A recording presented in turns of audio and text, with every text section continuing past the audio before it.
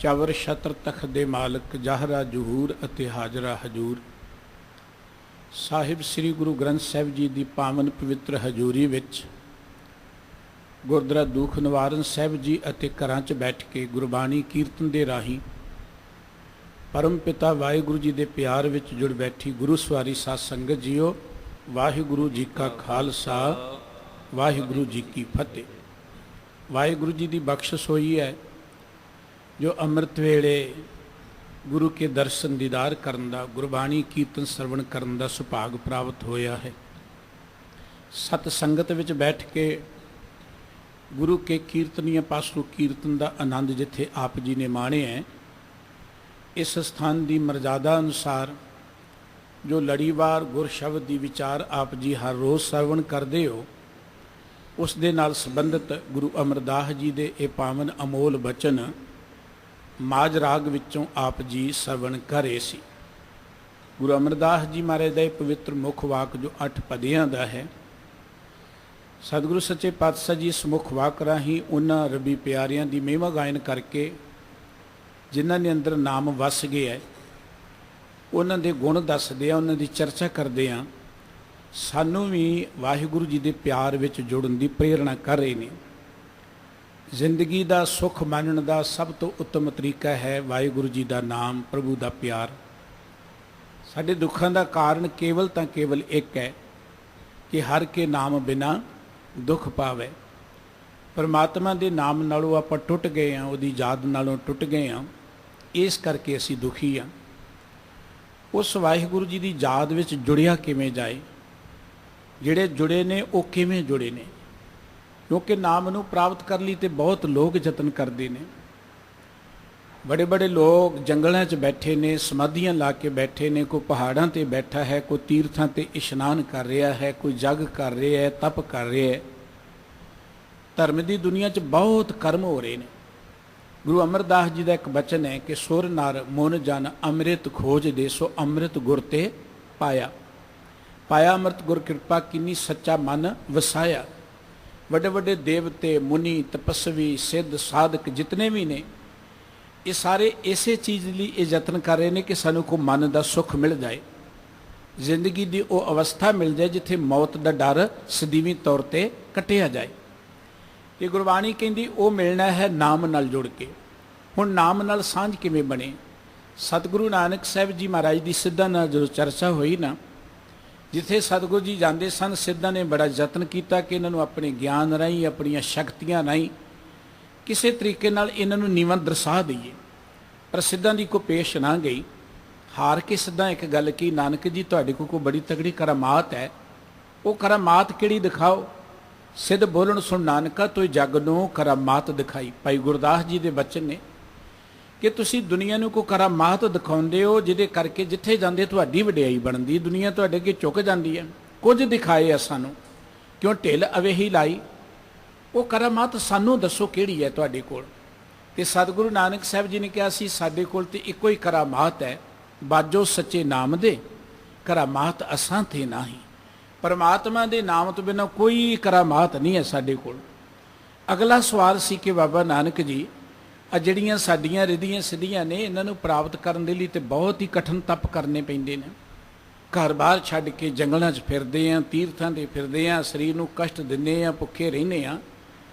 ਆ ਤੁਹਾਡੀ ਨਾਮ ਦੀ ਕਰਾਮਾਤ ਕਿਵੇਂ ਮਿਲਦੀ ਹੈ? ਤੇ ਸਤਿਗੁਰੂ ਜੀ ਕਹਿਣਗੇ ਗੁਰ ਸੰਗਤ ਬਾਣੀ ਬਿਨਾ ਦੂਜੀ ਓਟ ਨਹੀਂ ਹੈ ਰਾਈ।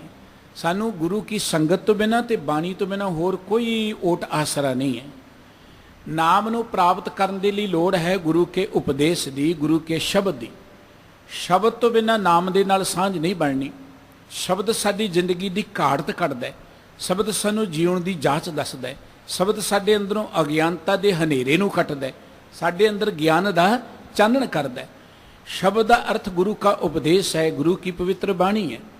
ਸ਼ਬਦ ਅਰਥ ਪਰਮਾਤਮਾ ਦੀ ਸਿਫਤ ਸਲਾਹ ਵੀ ਹੈ, ਸ਼ਬਦ ਦਾ ਹੁਕਮ ਹੀ ਹੈ। ਬੜੇ ਅਰਥ ਨੇ ਸ਼ਬਦ ਦੇ, ਪਰ ਅੱਜ ਦੇ ਮੁੱਖ ਵਾਕ ਵਿੱਚ ਸਤਿਗੁਰੂ ਜੀ ਨੇ ਉਹਨਾਂ ਦੀ ਗੱਲ ਕੀਤੀ ਹੈ ਜਿਨ੍ਹਾਂ ਨੇ ਨਾਮ ਮਨ ਵਿੱਚ ਵਸਾ ਲਿਆ। ਉਹ ਨਾਮ ਮਨ 'ਚ ਕਿਵੇਂ ਵਸਿਆ? ਉਹਨਾਂ ਨੇ ਗੁਰੂ ਕੇ ਸ਼ਬਦ ਨੂੰ ਸੁਣਿਆ, ਗੁਰੂ ਕੇ ਸ਼ਬਦ ਅਨੁਸਾਰ ਉਹਨਾਂ ਨੇ ਜ਼ਿੰਦਗੀ ਜੀਈ ਹੈ। ਅਸੀਂ ਜਿਤਨੇ ਵੀ ਸੰਸਾਰੀ ਲੋਕ ਹਾਂ, ਅਸੀਂ ਚਾਹੁੰਦੇ ਹਾਂ ਕਿ ਆਪਣੀ ਮਰਜ਼ੀ ਨਾਲ ਹੀ ਜਿਉਣਾ ਹੈ। ਜੇ ਜ਼ਿੰਦਗੀ ਸਾਡੀ ਹੈ, ਜ਼ਿੰਦਗੀ ਸਾਡੀ ਹੈ, ਇਹਦੇ 'ਚ ਕੋਈ ਸ਼ੱਕ ਨਹੀਂ। ਵਾਹਿਗੁਰੂ ਜੀ ਨੇ ਸਾਨੂੰ ਅਧਿਕਾਰ ਦਿੱਤਾ, ਅੱਖਾਂ ਸਾਡੀਆਂ ਨੇ ਜੋ ਮਰਜ਼ੀ ਦੇਖੀਏ, ਕੰਨ ਸਾਡੇ ਨੇ ਜੋ ਮਰਜ਼ੀ ਆਪਾਂ ਉਹਨਾਂ ਨਾਲ ਸੁਣੀਏ, ਰਸਨਾ ਸਾਡੀ ਜੋ ਮਰਜ਼ੀ ਬੋਲੀਏ, ਜੋ ਮਰਜ਼ੀ ਖਾਈਏ, ਜਿੱਧਰ ਮਰਜ਼ੀ ਜਾਈਏ। ਵਾਹਿਗੁਰੂ ਜੀ ਦੀ ਇਹੀ ਤੇ ਵਡਿਆਈ ਹੈ, ਉਹ ਆਪ ਆਜ਼ਾਦ ਹੈ ਤੇ ਉਹਨੇ ਕਿਸੇ ਨੂੰ ਗੁਲਾਮ ਨਹੀਂ ਬਣਾਇਆ। ਹਰ ਮਨੁੱਖ ਨੂੰ ਆਜ਼ਾਦੀ ਦਿੱਤੀ ਹੈ, ਹਰ ਮਨੁੱਖ ਦੇ ਅਧਿਕਾਰ ਉਹਨੂੰ ਦਿੱਤੇ ਨੇ, ਕਿਸੇ ਦੇ ਅਧਿਕਾਰਾਂ ਨੂੰ ਦਬਾਇਆ ਨਹੀਂ ਹੈ। ਜਿਵੇਂ ਆਪਾਂ ਦੇਖਦੇ ਦੁਨਿਆਵੀ ਸਿਸਟਮ ਵਿੱਚ, ਦੁਨਿਆਵੀ ਰਾਜ ਪ੍ਰਬੰਧ 'ਚ ਲੋਕਾਂ ਦੇ ਅਧਿਕਾਰ ਦਬਾਏ ਜਾਂਦੇ ਨੇ, ਖੋਏ ਜਾਂਦੇ ਨੇ। ਪਰਮਾਤਮਾ ਨੇ ਕਿਸੇ ਦਾ ਅਧਿਕਾਰ ਦਬਾਇਆ ਨਹੀਂ ਹੈ। ਪਰ ਇੱਕ ਨਿਯਮ ਜ਼ਰੂਰ ਹੈ, ਇਹਨਾਂ ਅੱਖਾਂ ਨਾਲ ਜੋ ਤੁਸੀਂ ਦੇਖੋਗੇ ਉਹਦਾ ਫਲ ਤੁਹਾਨੂੰ ਭੋਗਣਾ ਪੈਣਾ।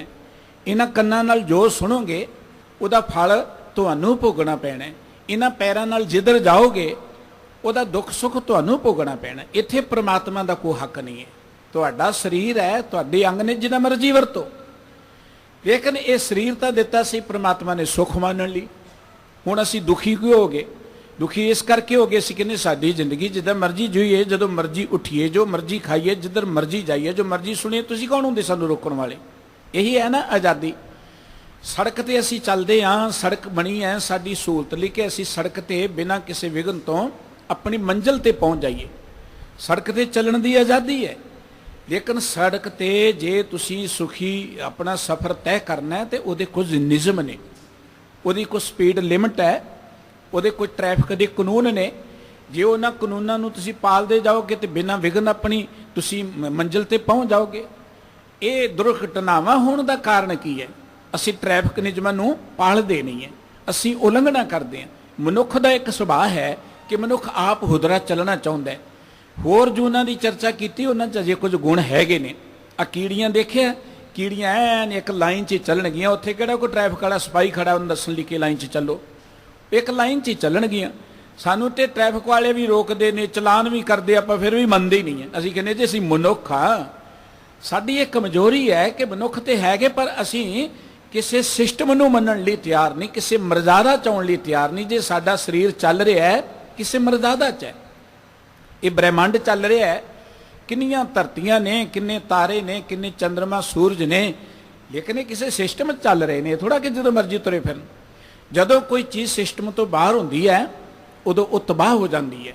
ਕਦੀ ਦੇਖਿਆ ਗਰਮੀਆਂ ਦੇ ਦਿਨਾਂ 'ਚ ਤਾਰਾ ਹੇਠਾਂ ਨੂੰ ਡਿੱਗਦਾ ਹੈ ਨਾ, ਕੋਈ ਚੰਗਿਆੜਾ ਜਿਹਾ, ਤੇ ਬਜ਼ੁਰਗ ਕਹਿੰਦੇ ਸਨ ਤਾਰਾ ਟੁੱਟ ਗਿਆ। ਅੱਜ ਦਾ ਵਿਗਿਆਨ ਕਹਿੰਦਾ ਤਾਰਾ ਕੋਈ ਮਾਮੂਲੀ ਚੀਜ਼ ਨਹੀਂ, ਸਾਡੀ ਧਰਤੀ ਵਰਗੀ, ਇਹ ਤੋਂ ਵੀ ਵੱਡੀ, ਕੋਈ ਬਹੁਤ ਵੱਡੀ ਧਰਤੀ ਸੀ, ਕੋਈ ਗ੍ਰਹਿ ਸੀ, ਕੋਈ ਪਿੰਡ ਸੀ। ਉਹ ਜਦੋਂ ਆਪਣੀ ਨੀਅਤ ਚਾਲ ਤੋਂ ਅੱਗੇ ਪਿੱਛੇ ਹੋ ਗਿਆ, ਉਹ ਟੁੱਟ ਗਿਆ, ਤਬਾਹ ਹੋ ਗਿਆ। ਮਸ਼ੀਨੀ ਦਾ ਯੁੱਗ ਹੈ, ਆਪਾਂ ਦੇਖਦੇ ਹਾਂ ਗਰਾਰੀਆਂ ਕਿੰਨੀਆਂ ਹੁੰਦੀਆਂ ਨੇ ਮਸ਼ੀਨਾਂ ਦੇ ਅੰਦਰ। ਗਰਾਰੀ ਦੀ ਚਾਲ ਨੀਅਤ ਹੁੰਦੀ ਹੈ, ਉਹ ਚਾਲ ਤੋਂ ਗਰਾਰੀ ਜਦੋਂ ਅੱਗੇ ਪਿੱਛੇ ਹੋ ਜਾਏ ਨਾ, ਵੱਧ ਘੱਟ ਹੋ ਜੇ ਚਾਲ, ਗਰਾਰੀ ਟੁੱਟ ਜਾਂਦੀ, ਬਾਕੀ ਮਸ਼ੀਨ ਨੂੰ ਵੀ ਖਰਾਬ ਕਰਦੀ ਹੈ। ਆਪਾਂ ਕਹਿੰਦੇ ਜੇ ਢਿੱਲੀ ਹੋ ਗਈ, ਲੂਜ ਹੋ ਗਈ, ਇਸ ਕਰਕੇ ਇਹ ਟੁੱਟ ਗਈ ਹੈ। ਇਦਾਂ ਹੀ ਜ਼ਿੰਦਗੀ ਦੇ ਅੰਦਰ ਵੀ ਕੋਈ ਚਾਲ ਪ੍ਰਮਾਤਮਾ ਨੇ ਨਿਯਤ ਕੀਤੀ ਹੈ। ਅੱਖਾਂ ਸੁੱਖ ਮਾਣਨ ਲਈ ਨੇ, ਕੰਨ ਜਿਹੜੇ ਸੁੱਖ ਮਾਣਨ ਲਈ ਨੇ, ਇਹ ਜ਼ਿੰਦਗੀ ਸੁੱਖ ਮਾਣਨ ਲਈ ਹੈ। ਪਰ ਸੁੱਖ ਤਾਂ ਮਿਲੇਗਾ ਜੇ ਕਿਸੇ ਮਰਜ਼ਾਦਾ ਵਿੱਚ ਚੱਲਾਂਗੇ ਆਪਾਂ, ਜੇ ਸਾਨੂੰ ਜਿਉਣ ਦੀ ਜਾਚ ਆਏਗੀ। ਗੁਰਬਾਣੀ ਕਹਿੰਦੀ ਸਾਡੇ ਦੁੱਖਾਂ ਦਾ ਇੱਕ ਕਾਰਨ ਹੈ ਕਿ ਇਹੋ ਜਗਤ ਮਮਤਾ ਮੂਵਾ ਜੀਵਨ ਕੀ ਬਿਦ ਨਾਏ। ਜਿਉਣ ਦੀ ਇਹਨੂੰ ਜਾਚ ਹੀ ਨਹੀਂ ਹੈ।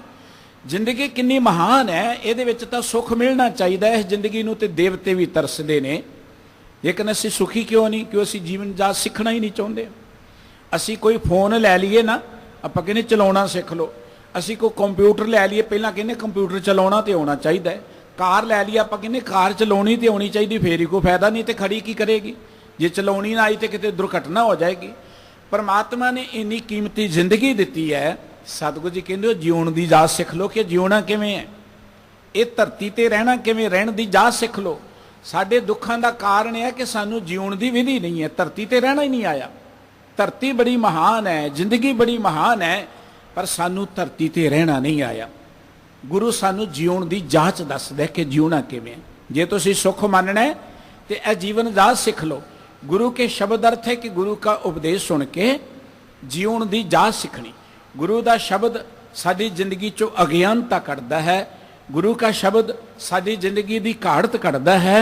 गुरु नानक साहब जी की पवित्र बाणी असी पढ़ते ना, जप जी साहिब, उत्थे अखीर ते आउंदा घड़ी है शब्द सच्ची टकसाल। साडी जिंदगी की कार जिहड़ी शब्द की टकसाल च घड़ी जानी है। जे असी घाट घड़ लांगे फिर सचखंड वसै निरंकार, उस वाहिगुरू जी के प्यार च लिवलीन हो जावांगे। जिन्हां ने शब्द के राही अपनी जिंदगी नूं सवारिया वो भगत बन गए, वो वाहिगुरू जी विच लिवलीन हो गए, उन्हां जिंदगी का आनंद माण लिया। ਜਿਹੜੇ शब्द नालों टुट के गुरबाणी कहती बिन शब्द सब जग बहु राना, शब्द तो बिना ये जगत जिहड़ा ना कमलियां वांगू भज्जा फिरदा, कमलियां वांगू। गुरबाणी कहती है कि जे शब्द नाल नहीं जुड़े तो आपां जिंदगी च प्राप्त की करांगे। सिद्ध गोष्ठ बाणी है गुरु नानक साहब जी की बड़ी प्यारी, रामकली राग विच सिद्धां दे नाल चर्चा जिहड़ी होई, सतगुरू जी ने बाणी रूप विच अंकित कर दिता। उस बाणी की जिहड़ी केंद्री पंक्ति है जिहदे विच मुख मकसद अंकित है रहाओ वाली, सतगुरू जी कहते क्या भवी है सच सूचा होए, साच शब्द बिन मुगत ना कोए। सतगुरू जी कहते इधर उधर घूमिया की हो जाएगा, घर छड्ड के कदी तीर्थां ते कदी पहाड़ां ते कदी दरियावां दे कंढियां ते तुर फिर की हो जाएगा। सच सूचा होए, सच विच जुड़िया ही असी सुच्चे हो सकते हैं। फुरिया तुरिया नहीं कि इन्नी थावां ते नहा लिया मैं सुच्चा हो जावांगा, इन्नी मैं यात्रा कर ली सुच्चा हो जावांगा, इदां की हो जाएगा घूमदियां फिरदियां। साच शब्द बिन मुगत ना कोई, गुरु के सच्चे शब्द तो बिना कोई बंदा जिंदगी अंदर दुखों तो मुक्ति प्राप्त कर ही नहीं सकता। अज दे मुख वाक अंदर सतगुरु धन गुरु अमरदास जी महाराज भगत जनां की गल करके कि वह किवें वाहिगुरू जी दे आनंद च लिवलीन ने, वाहिगुरू जी के दर ते शोभा पाउंदे ने, फिर दसदे कि वह वाहिगुरू जी के प्यार च जुड़े किवें ने। गुरु के शब्द राही सानू भी गुरु के शब्द दे राही अपनी जिंदगी नूं सवारन की प्रेरणा सतगुरू जी ने दी है। आओ आपां मिल के गुरु के इस पवित्र मुख वाक की विचार साझी करिए, मन बिरतियां नूं गुरु चरणां नाल जोड़िए जी। एकाग्रचित हो के मुख तो सारे ही उच्चारण करिए सतनाम वाहिगुरु साहिब जी, फिर बोलो सतनाम वाहिगुरु साहिब जी। वाहिगुरु साहिब जी। माज महला तीजा। हो वारी जियो वारी, नाम सुन मन वसावणिया। सतगुरु गुरु अमरदास जी महाराज का यह पावन मुख वाक है। सतगुरु सच्चे पातशाह जी पवित्र जो शब्द है उस दियां रहाव दियां जो पंक्तियां ने, जिस अंदर मुख मकसद केंद्री भाव जिन्हों आप सेंट्रल आइडिया किमें अंकित होंदा है ते जिहदे दुआले सारा शब्द जिहड़ा फिर उहदी व्याख्या करदा है। साहब कहंदे हों वारी जियो वारी, नाम सुन मन वसावणिया। गुरुदेव कहंदे मैं उन्हां तो कुर्बान जांदा हाँ, जी करके बलिहार जांदा हाँ, जिन्हां ने नाम नूं सुनिया, फिर जिन्हां ने नाम नूं मन विच वसाया है, हिरदे च धारण कीता है। सुनदे आपां सारे ही हाँ, पर भागण वाले मन च वसाउंदे ने। ज़्यादातर असीं इधरों सुनते हाँ, इधर नूं कढ़ दिंदे हाँ।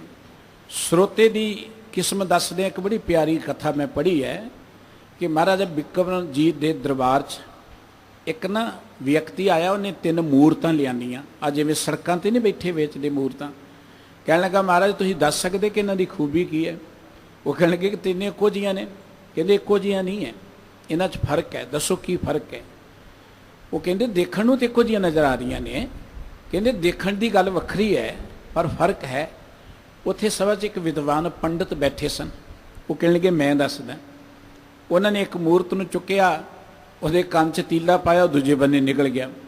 कहंदे कि यह जिहड़ी मूर्त है इन्हां दी एक दमड़ा कीमत नहीं है, बिल्कुल धेले दी नहीं है। दूजी मूर्त पाया, कंन च तीला, वो मूँह राही निकल गया। कहण लगे इहदी थोड़ी जी कीमत हैगी है, लेकिन तीजी दे कंन च पाया तो बाहर ही नहीं आया। कहण लगे कि यह जिहड़ा मूर्त है इहदा तुसीं मुੱਲ दे ही नहीं सकदे, ये बेशुमार कीमती है। राजा कहण लगा कि मैनूं ये अर्थ ते समझा, कारण की है? कहण लगा महाराज ये तिन्ने मूर्तां जिहड़ियां ने वो स्रोते दियां प्रतीक ने। गल सी नाम सुन मन वसावणिया, ये स्रोते दियां प्रतीक ने। ये पहली मूर्त उस स्रोते दी प्रतीक है जिहड़ा इधरों सुणदा ते इधर कढ़ दिंदा। एक कंन सुनिया, दूजे कढ़दा पता ही नहीं की सुने। जिहड़ा इधरों सुने इधर कढ़ दे, जिंदगी च कुछ नहीं बन सकता। अगली जिहड़ी मूर्त है वो ये दसदी कि कई सुन के फिर मूँह राही कढ़ देंदे ने। कुछ सुनिया फिर बाहर जाके घेर लिया, मेरे वर्गे घट ज्ञान वाले बंदे नूं वड्डा ज्ञानी बनिया फिरदा, तैनूं पता ही नहीं किन्ने अंक ते शब्द है, तैनूं पता नहीं बाणी दा अर्थ की है। वो कई करनगे गल वो सीखण लई जानण लई नहीं, कुछ सिखाउण लई गल करनगे कि सानूं इन्ना कुछ आउंदा है। वो व्यक्ति कहणगे कि इहदी थोड़ी कीमत है, नहीं सुनिया समझिया तो है ना। अगली जिहड़ी है वो उस स्रोती दी प्रतीक है जिन्हें सुन के तो हिरदे च वसा लिया, बाहर नहीं आया, हिरदे च वसा लिया, जिंदगी च धारण कर लिया। गुरबाणी कहती जिन्हां ने सुनिया ते जिन्हां ने मन्निया, सुनिया मन्निया मन कीता भाओ, जिन्हां ने सुनिया ते मन्निया है ना वो जिंदगी च महान बन जाते हैं। पहली गल सुनना बड़ा जरूरी है, सुन तो बिना असीं कुछ नहीं सीख सकते। आ बच्चा जिहड़ा है ना, जे वो सुने ना, जे वो कन्न सुनन ना, वो कुछ नहीं बोल सकता, कुछ नहीं सीख सकता। जो असीं सुनते हाँ वही कुछ असीं बोलते हैं, जो असीं सुनिया ही नहीं असीं बोलना की है, असीं सीखना की है। जे असीं कोई लफ्ज़ सुनिया नहीं असीं बोल ही नहीं सकांगे। इस करके जदों तुसीं गुरबाणी पढ़ोगे, गुरबाणी च सुनन की गल बहुत वड्डे पद्धर ते कीती है। जपजी साहिब जी विच 4 पौड़ियां ने, जिथे कहते सुनिया सिद्ध पीर सुरनार, सुनिया धरतवल आकाश, 4 पौड़ियां, 4 ही पौड़ियां सतगुरु जी ने मलार राग दी विच उचारण कीतियां ने। सुनन दे प्रथाए बहुत ज्ञान दिता है सानू कि सुनना की चाहिए, सुनना किवें चाहिए। तुसी जो सुनोगे वही कुछ बनोगे, जो नहीं सुनोगे वो कुछ नहीं बनोगे। तुसी लैनन मार्क्स ये गल कहंदा कि मैं तुहानू दस सकदा कि तुहाडे बच्चे किहो जिहे बनणगे, कहंदा जो सुनणगे वही कुछ बनणगे ना। असी जो बच्चिआं नू सुणाउने आ विआहां ते डीजे ला ला के लड़ाइयां दीयां गल्लां, शराबां दीयां गल्लां, पता नहीं क्यों उड़क सत की सुनाई जाने, बड़े खुश होने जे डीजे वाला ना लगा किते गीत ना साडी मर्जी दा लाया, असीं लाड़ी पैंदे। असीं कहंदे साडे बच्चे किधर जा रहे हैं, साडा समाज किधर जा रहा है, उहदे लई कसूरवार असीं आ कि डीजे तो बिना विआह नहीं हो सकता, कि डीजे ते वधिया गल्लां नहीं सुनाईयां जा सकदियां। साडा एडा वड्डा कल्चर है, साडा एडा वड्डा इतिहास है, साडा एडा वड्डा सभ्याचार है कि वो गल्लां नहीं सुनाईयां जा सकदियां। पर नहीं, असीं कहंदे ओह सुना चमकीले दे गीत, वो जो कुछ फिर बच्चे सुनणगे वही कुछ करनगे। अगे बच्चों का हिरदा कोरा है, उत्थे जिहड़ी गल प्रिंट हो गई उन्होंने तुसीं कदी बदल नहीं सकते, 100 जतन करके नहीं बदल सकते। इस करके जो असीं सुनांगे वही कुछ असीं बनांगे। ते सतगुरु गुरु अमरदास जी कहंदे जिन्हां ने सुनिया नाम नूं, परमात्मा की गल नूं, फिर सुन के हिरदे च वसा लिया, मैं उन्हां तो कुर्बान जांदा हाँ, बलिहार जांदा। वो बड़े महान ने लोक। हर जियो सच्चा ऊंचो ऊंचा, हमें मार मिलावणिया। जिन्हां ने परमात्मा के नाम नूं सुनिया। हुण परमात्मा की है, क्योंकि असीं सुनते बहुत कुछ हाँ, किसी बंदे की वडियाई सुनते हैं, दुनियावी गल्लां सुनते हैं, पर यह सब कुछ नासवंत है। हर जियो सच्चा, वो परमात्मा ही सदा कायम रहने वाला है, वो परमात्मा की हस्ती ही सदा कायम रहने वाली है। इस करके परमात्मा नूं सुनो, परमात्मा की गल सुनो। वो परमात्मा ऊंचो ऊंचा, सब तो वड्डा है, उहदे वर्गा कोई नहीं है। गुरबाणी ये गल कहती है कि ऊंचे ते ऊंचा दरबारा, हर जेठ जुड़न दा लोड़िए, जिस अगे सब निवन। जे जुड़ना ही है, जे सुननी है, कोई रब की गल सुनो, जिहड़ा सब तो महान है, जिहड़ा सब तो उच्चा है, जिन्हों सुनिया जिंदगी के अंदर सारे ही सुख मिल जाते हैं।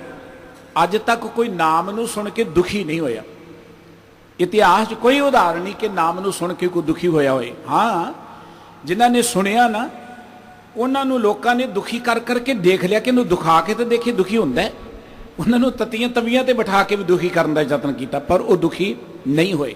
उत्थे भी कहते थेरा किया मीठा लागे। साढ़े को सारिया सहूलतां ने, सोहने घर ने, सोहनियां गड्डियां ने, सोहने कारोबार ने, असी इन्हां विच रहिंदे ही बड़े परेशान। इन्हां च रहिंदियां साडी ये हालत जिवें जियो तपत है बारों बार, अंदर चिंता है, अंदर अनेक तरह के फिक्र ने, अनेक तरह के सहम ने। कोई कमी नहीं है मनुख दे कोल, लेकिन ईमानदारी दे नाल अपने तो लैके सारे समाज विच झात मारो कि किन्नी को दुनिया सुखी है। जिथे बैठोगे ना बस दुखां दीयां पंडां ही खोल के बह जांदा बंदा। लेकिन उस हस्ती नूं, रब दे प्यारिआं नूं जिन्हां सुनिया ते मन्निया, उन्हां नूं दुनिया दे लोकां ने यतन किया कि इन्हां नूं दुखी करके देख लिया। आपां उन्हां दीयां खोपड़ियां उतारतीआं, उन्हां नूं चरखड़ियां ते चाढ़ दिता गया, उन्हां दे बंद बंद कर दिते गए, लेकिन वो दुखी नहीं होए। वो कहंदे दुख नाही सब सुखी है रे, तेरा किया मीठा लागे। ਸਤਿਗੁਰੂ ਜੀ ਕਹਿੰਦੇ ਉਹ ਪ੍ਰਮਾਤਮਾ ਸਭ ਤੋਂ ਉੱਚਾ, ਜੇ ਸੁਣਨਾ ਹੈ ਤੇ ਪ੍ਰਮਾਤਮਾ ਦੇ ਨਾਮ ਨੂੰ ਸੁਣੋ। ਪ੍ਰਮਾਤਮਾ ਸਦਾ ਕਾਇਮ ਰਹਿਣ ਵਾਲਾ, ਜੇ ਸੁਣਨਾ ਤੇ ਪ੍ਰਮਾਤਮਾ ਦੇ ਨਾਮ ਨੂੰ ਸੁਣੋ। ਅੱਜ ਜੋ ਕੁਝ ਅਸੀਂ ਸੁਣਦੇ ਹਾਂ ਇਹ ਵੰਜਨ ਕੂੜ ਝੁਲਾਰੇ ਆ, ਜਿਵੇਂ ਹਵਾ ਦੇ ਬੁੱਲੇ ਆਉਂਦੇ ਨੇ ਚਲੇ ਜਾਂਦੇ ਨੇ। ਸਤਿਗੁਰੂ ਜੀ ਕਹਿੰਦੇ ਤੇ ਸੁਣੀਨ ਪ੍ਰਵਾਨ, ਜੋ ਸੁਣੇਂਦੋ ਸੱਚ ਧਣੀ। ਕੰਨ ਉਹ ਹੀ ਸਫਲ ਨੇ ਜਿਹੜੇ ਸੱਚ ਦੀ ਗੱਲ ਸੁਣਦੇ ਨੇ, ਰੱਬ ਦੀ ਗੱਲ ਸੁਣਦੇ ਨੇ। ਤੇ ਜਿਹੜੇ ਹੋਰ ਨੇ ਉਹ ਤੇ ਸਭ ਵੰਜਨ ਕੂੜ ਝੁਲਾਰੇ ਆ। ਐਵੇਂ ਕਹਿ ਲਓ ਕਿ ਜਿਵੇਂ ਹਵਾ ਦੇ ਝੋਲੇ ਆਏ ਤੇ ਚਲੇ ਗਏ। ਜੋ ਕੁਝ ਅਸੀਂ ਸੁਣਦੇ ਆ ਉਹ ਕੋਈ ਜ਼ਿੰਦਗੀ ਸੁਖਤ ਨਹੀਂ ਦਿੰਦਾ। ਇਸ ਕਰਕੇ ਸਾਹਿਬ ਕਹਿੰਦੇ ਨੇ ਕਿ ਵਾਹਿਗੁਰੂ ਸਦਾ ਕਾਇਮ ਰਹਿਣ ਵਾਲਾ ਹੈ, ਵਾਹਿਗੁਰੂ ਸਭ ਤੋਂ ਉੱਚਾ, ਸਭ ਤੋਂ ਮਹਾਨ ਹੈ। ਜੇ ਪਰਮਾਤਮਾ ਦੇ ਨਾਮ ਨੂੰ ਸੁਣੋਗੇ ਅੰਦਰੋਂ ਹੰਕਾਰ ਮਿਟੇਗਾ। ਹੰਕਾਰ ਸਾਡੇ ਦੁੱਖਾਂ ਦਾ ਕਾਰਨ ਹੈ, ਪਦਾਰਥ ਨਹੀਂ ਦੁੱਖਾਂ ਦਾ ਕਾਰਨ। ਪੈਸਾ ਦੁੱਖਾਂ ਦਾ ਕਾਰਨ ਨਹੀਂ ਹੈ, ਕੋਈ ਰੁਤਬਾ ਦੁੱਖਾਂ ਦਾ ਕਾਰਨ ਨਹੀਂ ਹੈ, ਕੋਈ ਮਨੁੱਖ ਦੁੱਖਾਂ ਦਾ ਕਾਰਨ ਨਹੀਂ ਹੈ। ਦੁੱਖਾਂ ਦਾ ਕਾਰਨ ਸਾਡਾ ਹੰਕਾਰ ਹੈ। ਜਿਉਂ-ਜਿਉਂ ਅਸੀਂ ਦੁਨੀਆ ਦੀਆਂ ਗੱਲਾਂ ਸੁਣਾਂਗੇ ਸਾਡੇ ਅੰਦਰ ਇੱਕ ਭਰਮ ਹੈ ਕਿ ਮੇਰੇ ਕੋਲ ਜਾਇਦਾਦ ਬੜੀ ਹੈ, ਮੇਰੇ ਮਿੱਤਰ ਬੜੇ ਨੇ, ਮੇਰਾ ਰੁਤਬਾ ਬੜਾ। ਹੰਕਾਰ ਆ ਗਿਆ, ਹੰਕਾਰ ਕਰਕੇ ਅਸੀਂ ਦੁਖੀ ਹੋ ਗਏ। ਸਾਹਿਬ ਜੀ ਕਹਿੰਦੇ ਜੇ ਪਰਮਾਤਮਾ ਦੀ ਗੱਲ ਸੁਣੋਗੇ ਹੰਕਾਰ ਮਿਟੇਗਾ। ਜਦੋਂ ਅਹੰਕਾਰ ਮਿਟੇਗਾ ਤੁਸੀਂ ਪਰਮਾਤਮਾ 'ਚ ਵਿਲੀਨ ਹੋ ਜਾਓਗੇ। ਇਸ ਕਰਕੇ ਸਤਿਗੁਰੂ ਜੀ ਕਹਿੰਦੇ ਰੋਜ਼ ਪਰਮਾਤਮਾ ਦੀ ਸਿਫਤ ਸਲਾਹ ਸੁਣਿਆ ਕਰੋ, ਪਰਮਾਤਮਾ ਦੇ ਗੁਣ ਸੁਣਿਆ ਕਰੋ। ਕੋਈ ਸਵਾਲ ਕਰੇਗਾ ਕਿ ਰੋਜ਼ ਸੁਣਨ ਦੀ ਕੀ ਲੋੜ ਹੈ? ਜੋ ਕੁਝ ਅਸੀਂ ਸੁਣਦੇ ਹਾਂ ਨਾ ਉਹਦਾ ਅਸਰ ਸਾਡੇ ਅੰਦਰ ਜਾਂਦਾ ਹੈ। ਜੋ ਵੀ ਹੈ ਦੁਨੀਆ ਦੀ ਚੰਗੀ ਮਾੜੀ ਚੀਜ਼ ਉਹਦਾ ਅਸਰ ਸਾਡੇ ਅੰਦਰ ਜਾਣਾ ਹੈ। ਜਿਵੇਂ ਮਿੱਟੀ ਘੱਟਾ ਪਏ ਤੇ ਕੱਪੜਿਆਂ ਤੇ ਅਸਰ ਪੈਂਦਾ ਹੈ, ਇਵੇਂ ਜੋ ਸੁਣਦੇ ਸਾਡੇ ਅੰਤਰ ਆਤਮੇ ਤੇ ਉਹਦਾ ਅਸਰ ਪੈਂਦਾ ਹੈ। ਹੁਣ ਘਰ ਦੇ ਅੰਦਰ ਵੇਖਦੇ ਹਾਂ ਡਸਟ ਆ ਜਾਂਦੀ, ਰੋਜ਼ ਸਫਾਈ ਕਰਦੇ ਆਪਾਂ, ਬਰਤਨ ਰੋਜ਼ ਸਾਫ਼ ਕਰਦੇ ਹਾਂ, ਕੱਪੜੇ ਵੀ ਧੋਣੇ ਪੈਂਦੇ ਨੇ ਸਾਨੂੰ। ਬਿਲਕੁਲ ਇੱਦਾਂ ਆਪਣੇ ਮਨ ਨੂੰ ਵੀ ਧੋਣਾ ਚਾਹੀਦਾ ਹੈ। ਮਨ ਨੂੰ ਧੋਣ ਲਈ ਸਭ ਤੋਂ ਵਧੀਆ ਇੱਕ ਤਰੀਕਾ ਹੈ ਭਰੀਏ ਮਤ ਪਾਪਾਂ ਕੇ ਸੰਗ, ਉਹ ਧੋਪੈ ਨਾਵੇਂ ਕੇ ਰੰਗ। ਸਾਡੇ ਅੰਤਰ ਆਤਮਾ ਨੂੰ ਸਿਰਫ ਤਾਂ ਸਿਰਫ ਪਰਮਾਤਮਾ ਦੀ ਸਿਫਤ ਸਲਾਹ ਨੇ ਪਵਿੱਤਰ ਕਰਨਾ, ਉਹੀ ਧੋ ਸਕਦੀ ਹੈ। ਕਿਸੇ ਮਨੁੱਖ ਦੀ ਵਡਿਆਈ ਨਹੀਂ ਧੋ ਸਕਦੀ। ਇਸ ਕਰਕੇ ਸਤਿਗੁਰੂ ਜੀ ਕਹਿੰਦੇ ਕਿ ਪਰਮਾਤਮਾ ਸਭ ਤੋਂ ਉੱਚਾ ਹੈ, ਸਭ ਤੋਂ ਮਹਾਨ ਹੈ। ਜਿਹੜੇ ਉਹਨੂੰ ਸੁਣਦੇ ਨੇ ਉਹਨਾਂ ਹਉਮੈ ਖਤਮ ਕਰ ਲਈ, ਪਰਮਾਤਮਾ 'ਚ ਵਿਲੀਨ ਹੋ ਗਏ। ਤੇ ਸਤਿਗੁਰੂ ਜੀ ਕਹਿੰਦੇ ਮੈਂ ਉਹਨਾਂ ਤੋਂ ਕੁਰਬਾਨ ਜਾਂਦਾ ਹਾਂ, ਭਾਈ ਬਲਿਹਾਰ ਜਾਂਦਾ ਹਾਂ। ਤੇਰੇ ਭਗਤ ਸੋਹੈ ਸਾਚੈ ਦਰਬਾਰੇ। ਵਾਹਿਗੁਰੂ ਜੀ ਤੁਹਾਡੇ ਜਿਹੜੇ ਭਗਤ ਜਿਨ੍ਹਾਂ ਸੁਣਿਆ ਮੰਨਿਆ ਤੇ ਹਿਰਦੇ 'ਚ ਵਸਾਇਆ ਉਹਨਾਂ ਨੂੰ ਭਗਤ ਕਿਹਾ। ਉਹ ਵਾਹਿਗੁਰੂ ਜੀ ਦੇ ਸਦਾ ਕਾਇਮ ਰਹਿਣ ਵਾਲੇ ਦਰਬਾਰ 'ਚ ਫਿਰ ਸ਼ੋਭਾ ਪਾਉਂਦੇ ਨੇ, ਭਾਵ ਉਹਨਾਂ ਨੂੰ ਵਾਹਿਗੁਰੂ ਜੀ ਦੇ ਦਰ ਤੇ ਵਡਿਆਈ ਮਿਲਦੀ ਹੈ। ਗੁਰ ਕੈ ਸ਼ਬਦ ਨਾਮ ਸਵਾਰੇ। ਭਗਤ ਉਹ ਨੇ ਜਿਨ੍ਹਾਂ ਨੇ ਗੁਰੂ ਕੇ ਸ਼ਬਦ ਦੇ ਰਾਹੀਂ ਆਪਣੇ ਮਨ ਨੂੰ ਸਵਾਰ ਲਿਆ, ਨਾਮ ਨਾਲ ਜੁੜ ਗਏ। ਤੁਸੀਂ ਆਪਣੀ ਜ਼ਿੰਦਗੀ ਨੂੰ ਜੇ ਸਵਾਰਨਾ, ਦੇਖੋ ਕਿਸੇ ਨੇ ਡਾਕਟਰ ਬਣਨਾ ਨਾ, ਉਹ ਮੈਡੀਕਲ ਕਾਲਜ ਜਾਏਗਾ, ਉੱਥੇ ਜੋ ਟੀਚਰ ਉਹਨੂੰ ਪੜ੍ਹਾਉਣਗੇ, ਜੋ ਬੁੱਕਸ ਪੜ੍ਹੂਗਾ ਉਹਦੇ ਅਨੁਸਾਰ ਆਪਣੀ ਜ਼ਿੰਦਗੀ ਬਣਾਏਗਾ, ਤਾਂ ਹੀ ਉਹ ਡਾਕਟਰ ਬਣੇਗਾ ਨਾ। ਡਾਕਟਰ ਬਣਨ ਦੇ ਲਈ ਮੈਡੀਕਲ ਕਾਲਜ ਜਾ ਕੇ ਪੜ੍ਹਨਾ ਸੁਣਨਾ ਪਏਗਾ ਤਾਂ ਉਹ ਬਣੇਗਾ। ਇੰਜੀਨੀਅਰ ਬਣਨਾ ਹੈ, ਇੰਜੀਨੀਅਰ ਬਣਨ ਲਈ ਇੰਜੀਨੀਅਰਿੰਗ ਕਾਲਜ ਜਾ ਕੇ ਬੰਦਾ ਪੜ੍ਹੇਗਾ, ਸੁਣੇਗਾ, ਉਹਨੂੰ ਸਮਝੇਗਾ ਤਾਂ ਉਹ ਇੰਜੀਨੀਅਰ ਬਣਨਾ। ਜੇ ਜ਼ਿੰਦਗੀ ਦੇ ਅੰਦਰ ਅਸੀਂ ਰੱਬ ਦੇ ਪਿਆਰੇ ਬਣਨਾ ਫਿਰ ਰੱਬ ਦੀ ਗੱਲ ਸੁਣਨੀ ਪਏਗੀ। ਰੱਬ ਦੀ ਗੱਲ ਗੁਰੂ ਕੇ ਸ਼ਬਦ ਰਾਹੀਂ ਮਿਲਦੀ ਹੈ, ਗੁਰੂ ਕੀ ਪਵਿੱਤਰ ਬਾਣੀ ਰਾਹੀਂ ਮਿਲਦੀ ਹੈ। ਇਸ ਕਰਕੇ ਸਤਿਗੁਰੂ ਜੀ ਕਹਿੰਦੇ ਗੁਰ ਕੇ ਸ਼ਬਦ ਨਾਮ ਸਵਾਰੇ। ਜਿਨ੍ਹਾਂ ਨੇ ਗੁਰੂ ਕੇ ਸ਼ਬਦ ਦੇ ਰਾਹੀਂ ਆਪਣੀ ਜ਼ਿੰਦਗੀ ਨੂੰ ਸਵਾਰ ਲਿਆ, ਆਪਣੇ ਹਿਰਦੇ 'ਚ ਨਾਮ ਨੂੰ ਵਸਾ ਲਿਆ। ਦੇਖੋ ਨਾਮ ਹਰ ਹਿਰਦੇ 'ਚ ਨਹੀਂ ਟਿਕਦਾ, ਨਾਮ ਦੇ ਲਈ ਵੀ ਹਿਰਦਾ ਹੋਣਾ ਚਾਹੀਦਾ। ਅਸੀਂ ਕਹਿੰਦੇ ਹਾਂ ਕਿ ਹਿਰਦਾ ਸਾਫ਼ ਹੋਣਾ ਚਾਹੀਦਾ। ਹਿਰਦਾ ਜਿਹੜਾ ਨਾ, ਅਸੀਂ ਦੁੱਧ ਵੀ ਪਾਉਣਾ ਹੋਏ ਨਾ, ਕਹਿੰਦੇ ਪਹਿਲਾਂ ਭਾਂਡਾ ਤੇ ਸਾਫ਼ ਕਰ ਲਓ। ਇਹ ਭਾਂਡਾ ਦੁੱਧ ਪਾਉਣ ਵਾਲਾ ਹੈਗਾ ਪਹਿਲਾਂ ਜਿਸ ਦੁੱਧ ਪਾ ਰਹੇ ਹੋ ਤੁਸੀਂ, ਕਿਉਂਕਿ ਦੁੱਧ ਮਾੜਾ ਨਹੀਂ ਹੈ, ਪਰ ਮਾੜੇ ਭਾਂਡੇ 'ਚ ਪਾਓਗੇ ਤੇ ਉਹ ਤੇ ਕੋਈ ਖਰਾਬ ਹੋ ਜਾਏਗਾ, ਉਹਦਾ ਤੇ ਕੋਈ ਲਾਭ ਨਹੀਂ ਹੋਏਗਾ। ਗੁਰਬਾਣੀ ਕਹਿੰਦੀ ਹੈ ਜੇ ਤੁਸੀਂ ਆਪਣੇ ਹਿਰਦੇ 'ਚ ਕਹਿੰਦੇ ਨਾ ਕਿ ਨਾਮ ਟਿਕੇ, ਅਸੀਂ ਅਕਸਰ ਕਹਿੰਦੇ ਜੀ ਨਾਮ ਹਿਰਦੇ 'ਚ ਨਹੀਂ ਵਸਦਾ, ਨਾਮ ਨਾਲ ਪਿਆਰ ਨਹੀਂ ਬਣਦਾ, ਨਾਮ ਵਿੱਚ ਸੁਰਤ ਨਹੀਂ ਜੁੜਦੀ, ਮਨ ਨਹੀਂ ਲੱਗਦਾ। ਉਹਦਾ ਕਾਰਨ ਕੀ ਹੈ? ਕਿਉਂਕਿ ਅਸੀਂ ਆਪਣੇ ਆਪ ਨੂੰ ਸਵਾਰਿਆ ਨਹੀਂ। ਗੁਰਬਾਣੀ ਕਹਿੰਦੀ ਭਾਂਡਾ ਧੋਏ ਬੈਸ ਧੂਪ ਦੇਵੋ ਤਉ ਦੁਧੇ ਕੋ ਜਾਵੋ, ਦੂਧ ਕਰਮ ਫਿਰ ਸੁਰਤ ਸਮਾਇਣ ਹੋਏ ਨਿਰਾਸ਼ ਜਮਾਵੋ। ਅਸੀਂ ਦੁੱਧ ਵੀ ਲੈਂਦੇ ਹਾਂ, ਭਾਂਡਾ ਸਾਫ਼ ਕਰਕੇ ਪਾਉਂਦੇ ਹਾਂ, ਫਿਰ ਦੁੱਧ ਨੂੰ ਕਿਸੇ ਖਾਸ ਟੈਂਪਰੇਚਰ ਤੱਕ ਉਬਾਲਦੇ ਹਾਂ, ਠੰਡਿਆ ਕਰਦੇ ਹਾਂ, ਉਹਨੂੰ ਫਿਰ ਜਾਗ ਲਗਾਉਂਦੇ ਹਾਂ, ਫਿਰ ਦਹੀਂ ਬਣਦਾ, ਦਹੀਂ ਨੂੰ ਰਿੜਕਦੇ ਹਾਂ, ਦਹੀਂ 'ਚੋਂ ਮੱਖਣ ਨਿਕਲਦਾ। ਉਹ ਦਹੀਂ 'ਚੋਂ ਦੁੱਧ 'ਚੋਂ ਮੱਖਣ ਕੱਢਣ ਲਈ ਸਾਨੂੰ ਕੋਈ ਜੁਗਤ ਵਰਤਣੀ ਪਈ, ਤਰੀਕਾ ਵਰਤਣਾ ਪਿਆ। ਬਿਲਕੁਲ ਜੇ ਅਸੀਂ ਆਪਣੇ ਹਿਰਦੇ 'ਚ ਨਾਮ ਨੂੰ ਵਸਾਉਣਾ ਹੈ, ਪ੍ਰਮਾਤਮਾ ਦੇ ਨਾਮ ਨੂੰ ਵਸਾਉਣਾ ਹੈ, ਤੇ ਹਿਰਦੇ ਨੂੰ ਸਾਫ਼ ਤੇ ਕਰਨਾ ਪਏਗਾ ਨਾ। ਹਿਰਦੇ ਦੇ ਵਿੱਚੋਂ ਔਗਣ ਤਾਂ ਕੱਢਣੇ ਪੈਣਗੇ, ਬੁਰਾਈਆਂ ਤੇ ਕੱਢਣੀਆਂ ਪੈਣਗੀਆਂ। ਜਿਹੜਾ ਅਸੀਂ ਰੋਜ਼ ਬਾਣੀ ਪੜ੍ਹਦੇ ਹਾਂ, ਬਾਣੀ ਪੜ੍ਹਨ ਦਾ ਅਰਥ ਇਹ ਹੈ ਕਿ ਬਾਣੀ ਦੇ ਉਪਦੇਸ਼ ਰਾਹੀਂ ਸਾਡੇ ਅੰਦਰੋਂ ਬੁਰਾਈਆਂ ਦੂਰ ਹੁੰਦੀਆਂ ਜਾਣ। ਬਾਣੀ ਪੜ੍ਹਨ ਦਾ ਕਦਾਚਿਤ ਇਹ ਅਰਥ ਨਹੀਂ ਕਿ ਮੈਂ 50 ਵਾਰੀ ਪੜ੍ਹਾਂਗਾ ਤਾਂ ਰੱਬ ਖੁਸ਼ ਹੋ ਜਾਏਗਾ। ਪੜ੍ਹੋ 50 ਵਾਰੀ ਨਹੀਂ, ਭਾਵੇਂ ਤੁਸੀਂ 5 ਲੱਖ ਵਾਰੀ ਪੜ੍ਹੋ, ਕੋਈ ਰੋਕਦਾ ਨਹੀਂ ਹੈ। ਪਰ ਜੇ ਜ਼ਿੰਦਗੀ ਦਾ ਸੁੱਖ ਮੰਨਣਾ ਫਿਰ ਬਾਣੀ ਨੂੰ ਸਮਝਣਾ ਪਏਗਾ ਕਿ ਬਾਣੀ ਕਹਿੰਦੀ ਕੀ ਹੈ। ਸ਼ਬਦ ਅਰਥ ਉਪਦੇਸ਼ ਹੈ ਕਿ ਗੁਰੂ ਦਾ ਉਪਦੇਸ਼ ਹੈ ਕੀ ਹੈ। ਹੁਣ ਗੁਰਬਾਣੀ ਤਾਂ ਕਹਿੰਦੀ ਜੇ ਸੁਖੀ ਹੋਣਾ ਚਾਹੁੰਦੇ ਹੋ ਪਰ ਕਾ ਬੁਰਾ ਨਾ ਰੱਖੋ ਚੀਤ, ਤੁਮਕੋ ਦੁੱਖ ਨਹੀਂ ਭਾਈ ਮੀਤ। ਤੁਸੀਂ ਕਿਸੇ ਦਾ ਬੁਰਾ ਨਾ ਸੋਚੋ, ਤੁਹਾਨੂੰ ਦੁੱਖ ਆਏਗਾ ਹੀ ਨਹੀਂ ਕਦੀ ਜ਼ਿੰਦਗੀ ਅੰਦਰ। ਕਿਸੇ ਦੀ ਨਿੰਦਾ ਨਾ ਕਰੋ, ਨਿੰਦਾ ਭਲੀ ਕਿਸੇ ਕੀ ਨਾਈ। ਹੁਣ ਮੈਂ ਔਗਣ ਤੇ ਛੱਡਾਂ ਨਾ, ਮੈਂ ਕਹਾਂ ਜੀ 31 ਸੁਖਮਨੀ ਸਾਹਿਬ ਦੇ ਪਾਠ ਕਰ ਲਏ, ਮੈਂ ਤੇ 51 ਕਰ ਲਏ। ਕਈ ਕਹਿੰਦੇ ਜੀ ਮੈਂ ਤੇ 100 ਕਰ ਲਿਆ, ਜ਼ਿਆਦਾ ਵੀ ਕਰਦੇ, ਬੜੇ ਬੜੇ ਕਰਨ ਵਾਲੇ ਪ੍ਰੇਮੀ ਨੇ। ਪਾਠ ਕਰਨਾ ਤਾਂ ਚੰਗੀ ਗੱਲ ਹੈ, ਪਰ ਮਸਲਾ ਹੈ ਕਿ ਉਹ ਪਾਠ ਕਰਕੇ ਉਹਦੇ ਚੋਂ ਗੱਲ ਸਮਝ ਕਿੰਨੀ ਕੁ ਹੈ, ਉਹਦੇ ਅਨੁਸਾਰ ਚੱਲੇ ਕਿੰਨਾ ਕੁ ਹੈ। ਹੁਣ ਜੇ ਆਪਾਂ ਰੋਗੀ ਆ, ਡਾਕਟਰ ਨੇ ਦਵਾਈ ਦੇ ਦਿੱਤੀ ਹੈ, ਉਹ ਦਵਾਈ ਦਾ ਜਿਹੜਾ ਉਹਨੇ ਡਾਕਟਰ ਨੇ ਕਿਹਾ ਸਵੇਰੇ 2 ਖਾਲੀਆਂ ਖਾਣੀਆਂ, ਦੁਪਹਿਰੇ 2-3 ਖਾਣੀਆਂ, ਰਾਤ ਨੂੰ ਇੰਨੀਆਂ ਖਾਣੀਆਂ, ਇਹ ਨਹੀਂ ਖਾਣਾ, ਉਹ ਅਸੀਂ ਸਿਰਫ ਡਾਕਟਰ ਦਾ ਦਿੱਤਾ ਫਾਰਮੂਲਾ ਹੀ ਪੜ੍ਹੀ ਗਏ, 51 ਵਾਰੀ ਪੜ੍ਹ ਲਿਆ, 31 ਵਾਰੀ ਪੜ੍ਹ ਲਿਆ, ਤੰਦਰੁਸਤ ਥੋੜ੍ਹਾ ਹੋ ਜਾਵਾਂਗੇ। ਉਹਦੇ ਲਈ ਤੇ ਦਵਾਈ ਖਾਣੀ ਪਏਗੀ। ਜੋ ਗੁਰਬਾਣੀ ਨੇ ਸਾਨੂੰ ਉਪਦੇਸ਼ ਦਿੱਤਾ ਹੈ ਉਹਨੂੰ ਤੇ ਸਮਝਣਾ ਪਏਗਾ ਨਾ, ਉਹਨੂੰ ਤੇ ਹਿਰਦੇ 'ਚ ਵਸਾਉਣਾ ਪਏਗਾ। ਤੁਸੀਂ ਦਿੱਲੀ ਨੂੰ ਜਾਣਾ, ਤੁਸੀਂ ਡਾਇਰੈਕਸ਼ਨ ਲੈ ਲਈ ਹੈ ਤੇ ਤੁਸੀਂ ਇੱਥੇ ਖੜੇ ਡਾਇਰੈਕਸ਼ਨ ਹੀ ਪੜ੍ਹੀ ਜਾਂਦੇ, ਦਿੱਲੀ ਥੋੜ੍ਹਾ ਪਹੁੰਚ ਜਾਓਗੇ। ਉਹਦੇ ਲਈ ਤੇ ਤੁਰਨਾ ਪਏਗਾ, ਤੁਰਿਆ ਹੀ ਤੁਸੀਂ ਉੱਥੇ ਪਹੁੰਚੋਗੇ ਨਾ ਡਾਇਰੈਕਸ਼ਨ ਅਨੁਸਾਰ। ਡਾਇਰੈਕਸ਼ਨ ਪੜ੍ਹਿਆ ਨਹੀਂ। ਗੁਰਬਾਣੀ ਨੇ ਸਾਨੂੰ ਜ਼ਿੰਦਗੀ ਅੰਦਰ ਸੁੱਖ ਮੰਨਣ ਦੀ ਡਾਇਰੈਕਸ਼ਨ ਦਿੱਤੀ ਹੈ, ਦਿਸ਼ਾ ਦਿੱਤੀ ਹੈ, ਉਪਦੇਸ਼ ਦਿੱਤਾ ਹੈ। ਉਹ ਡਾਇਰੈਕਸ਼ਨ ਨੂੰ ਪੜ੍ਹ ਕੇ ਉਹਦੇ ਤੇ ਤੁਰਨਾ ਪੈਣਾ। ਉਹਨੂੰ ਤੁਰਾਂਗੇ ਯਕੀਨਨ ਸੁੱਖ ਮਿਲੇਗਾ। ਸੁੱਖ ਨੂੰ ਕੋਈ ਰੋਕ ਨਹੀਂ ਸਕਦਾ। ਸੁੱਖ ਮੰਨਣਾ ਸਾਡਾ ਅਧਿਕਾਰ ਹੈ, ਸੁੱਖ ਮੰਨਣ ਲਈ ਆਏ ਹਾਂ।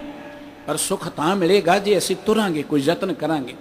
ਉਸਤ ਪਸਤ ਤੇ ਮਾਰਗ ਨਾ ਧਾਰੇ ਪਦ, ਪ੍ਰੀਤਮ ਕੇ ਦੇਸ਼ ਕੈਸੇ ਬਾਤਨ ਸਿਉ ਜਾਈਏ। ਗੱਲੀ ਬਾਤੀ ਅਸੀਂ ਉਹ ਸੁੱਖ ਨਹੀਂ ਪ੍ਰਾਪਤ ਕਰ ਸਕਦੇ। ਇਸ ਕਰਕੇ ਸਤਿਗੁਰੂ ਜੀ ਕਹਿੰਦੇ ਜਿਨ੍ਹਾਂ ਨੇ ਗੁਰੂ ਕੇ ਸ਼ਬਦ ਦੇ ਰਾਹੀਂ ਆਪਣੇ ਹਿਰਦੇ ਨੂੰ ਸਵਾਰਿਆ ਤੇ ਨਾਮ ਨੂੰ ਵਸਾਇਆ, ਉਹ ਭਗਤ ਵਾਹਿਗੁਰੂ ਜੀ ਦੇ ਦਰ ਤੇ ਸ਼ੋਭਾ ਪਾਉਂਦੇ ਹਨ। ਸਦਾ ਆਨੰਦ ਰਹਿ ਦਿਨ ਰਾਤੀ, ਗੁਣ ਕਹਿ ਗੁਣੀ ਸਮਾਵਣਿਆ।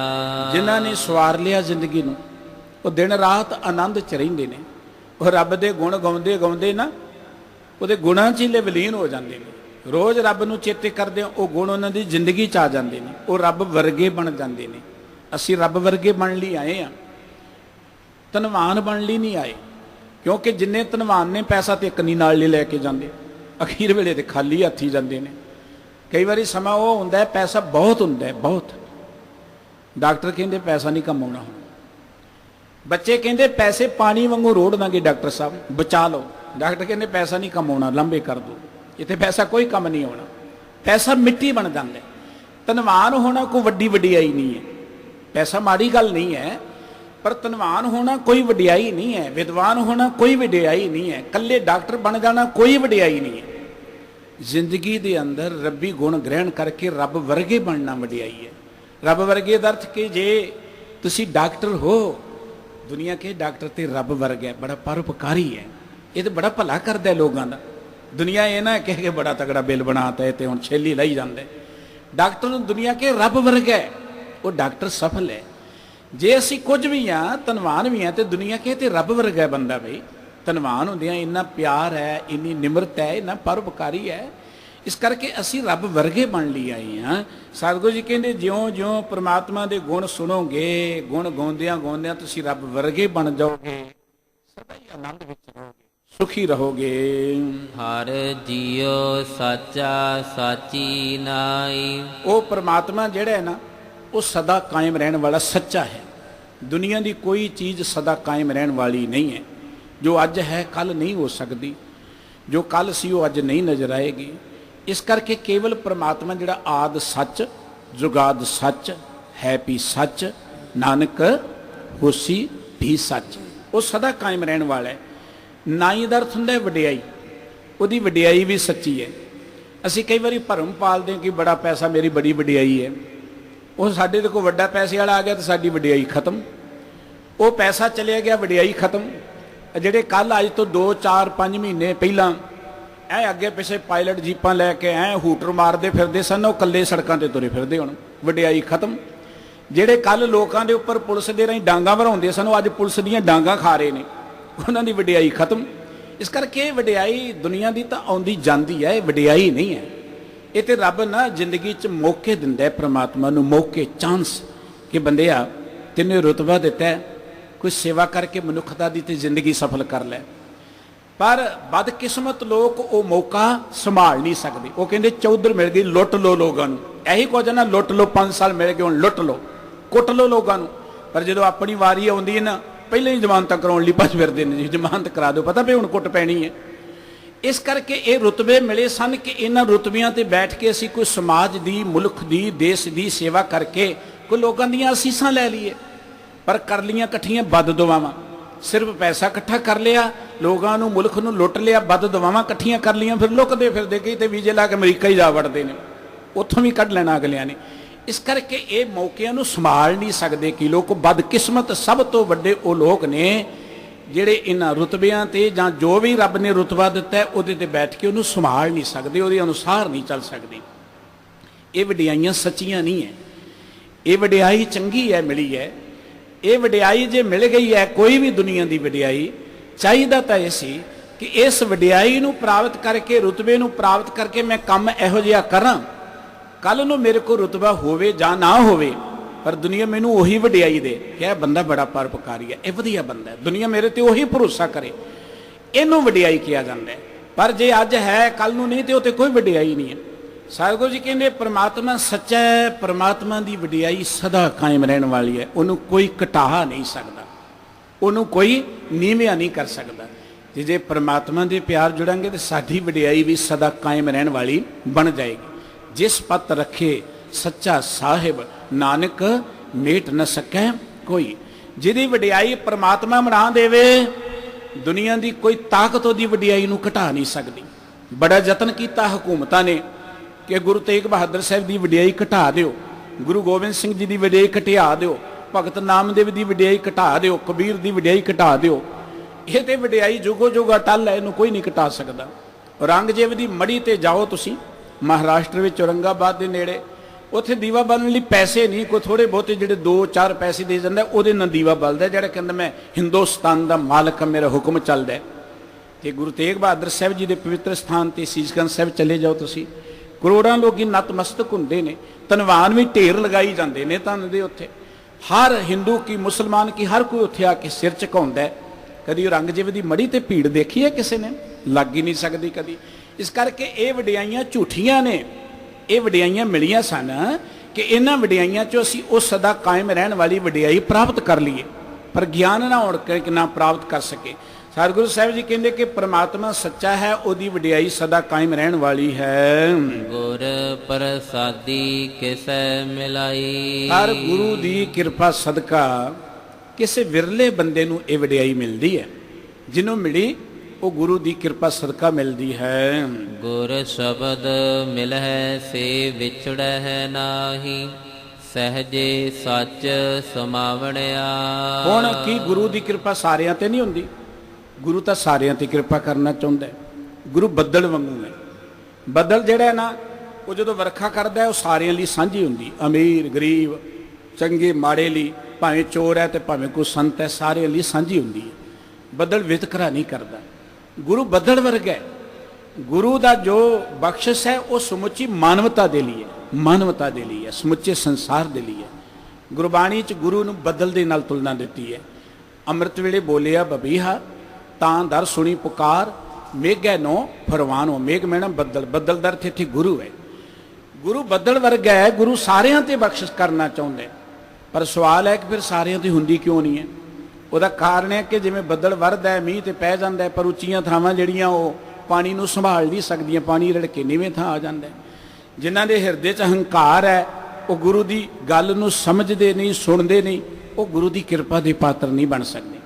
ਗੁਰੂ ਦੀ ਮਿਹਰ ਦਾ ਜਲ ਤੇ ਉੱਥੇ ਟਿਕਣਾ ਜਿਸ ਹਿਰਦੇ 'ਚ ਨਿਰਮਾਣਤਾ ਹੋਏਗੀ। ਜਿਨੇ ਗੁਰੂ ਕੇ ਸ਼ਬਦ ਰਾਹੀਂ ਆਪਣੇ ਜੀਵਨ ਨੂੰ ਸਵਾਰ ਲਿਆ, ਗੁਰ ਸ਼ਬਦ ਮਿਲੇ ਸੇ ਵਿਛੜੈ ਨਾਹੀ, ਸਹਜੇ ਸੱਚ ਸਮਾਵਣਿਆ। सतगुरु जी कहते जिन्हां ने गुरु के शब्द राहीं अपने आप को सवार लिया, परमात्मा नाल मिल गए, वो कभी विछड़ते ही नहीं। सहज अर्थ हुंदा है आत्मक अडोलता, मन की स्थिरता जां मन का ज्ञान। उन्होंने गुरु के शब्द राहीं आत्मक अडोलता विच टिक के परमात्मा नाल सांझ पा लई, लीन हो गए परमात्मा च, वो सदा ही परमात्मा विच जुड़े रहंदे हन। तुझ ते बाहर कशु ना होए। सतगुरु जी कहंदे हे वाहिगुरु, तुहाडे हुक्म तो बिना कुछ नहीं हो सकता। सारी दुनिया के उपर तुहाडा ही हुक्म चलदा है।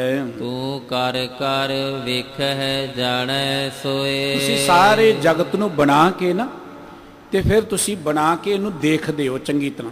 ये नहीं कि परमात्मा ने दुनिया बनाई तो परमात्मा किते लुक के बैठ के उन्होंने लभण लई तुर पो।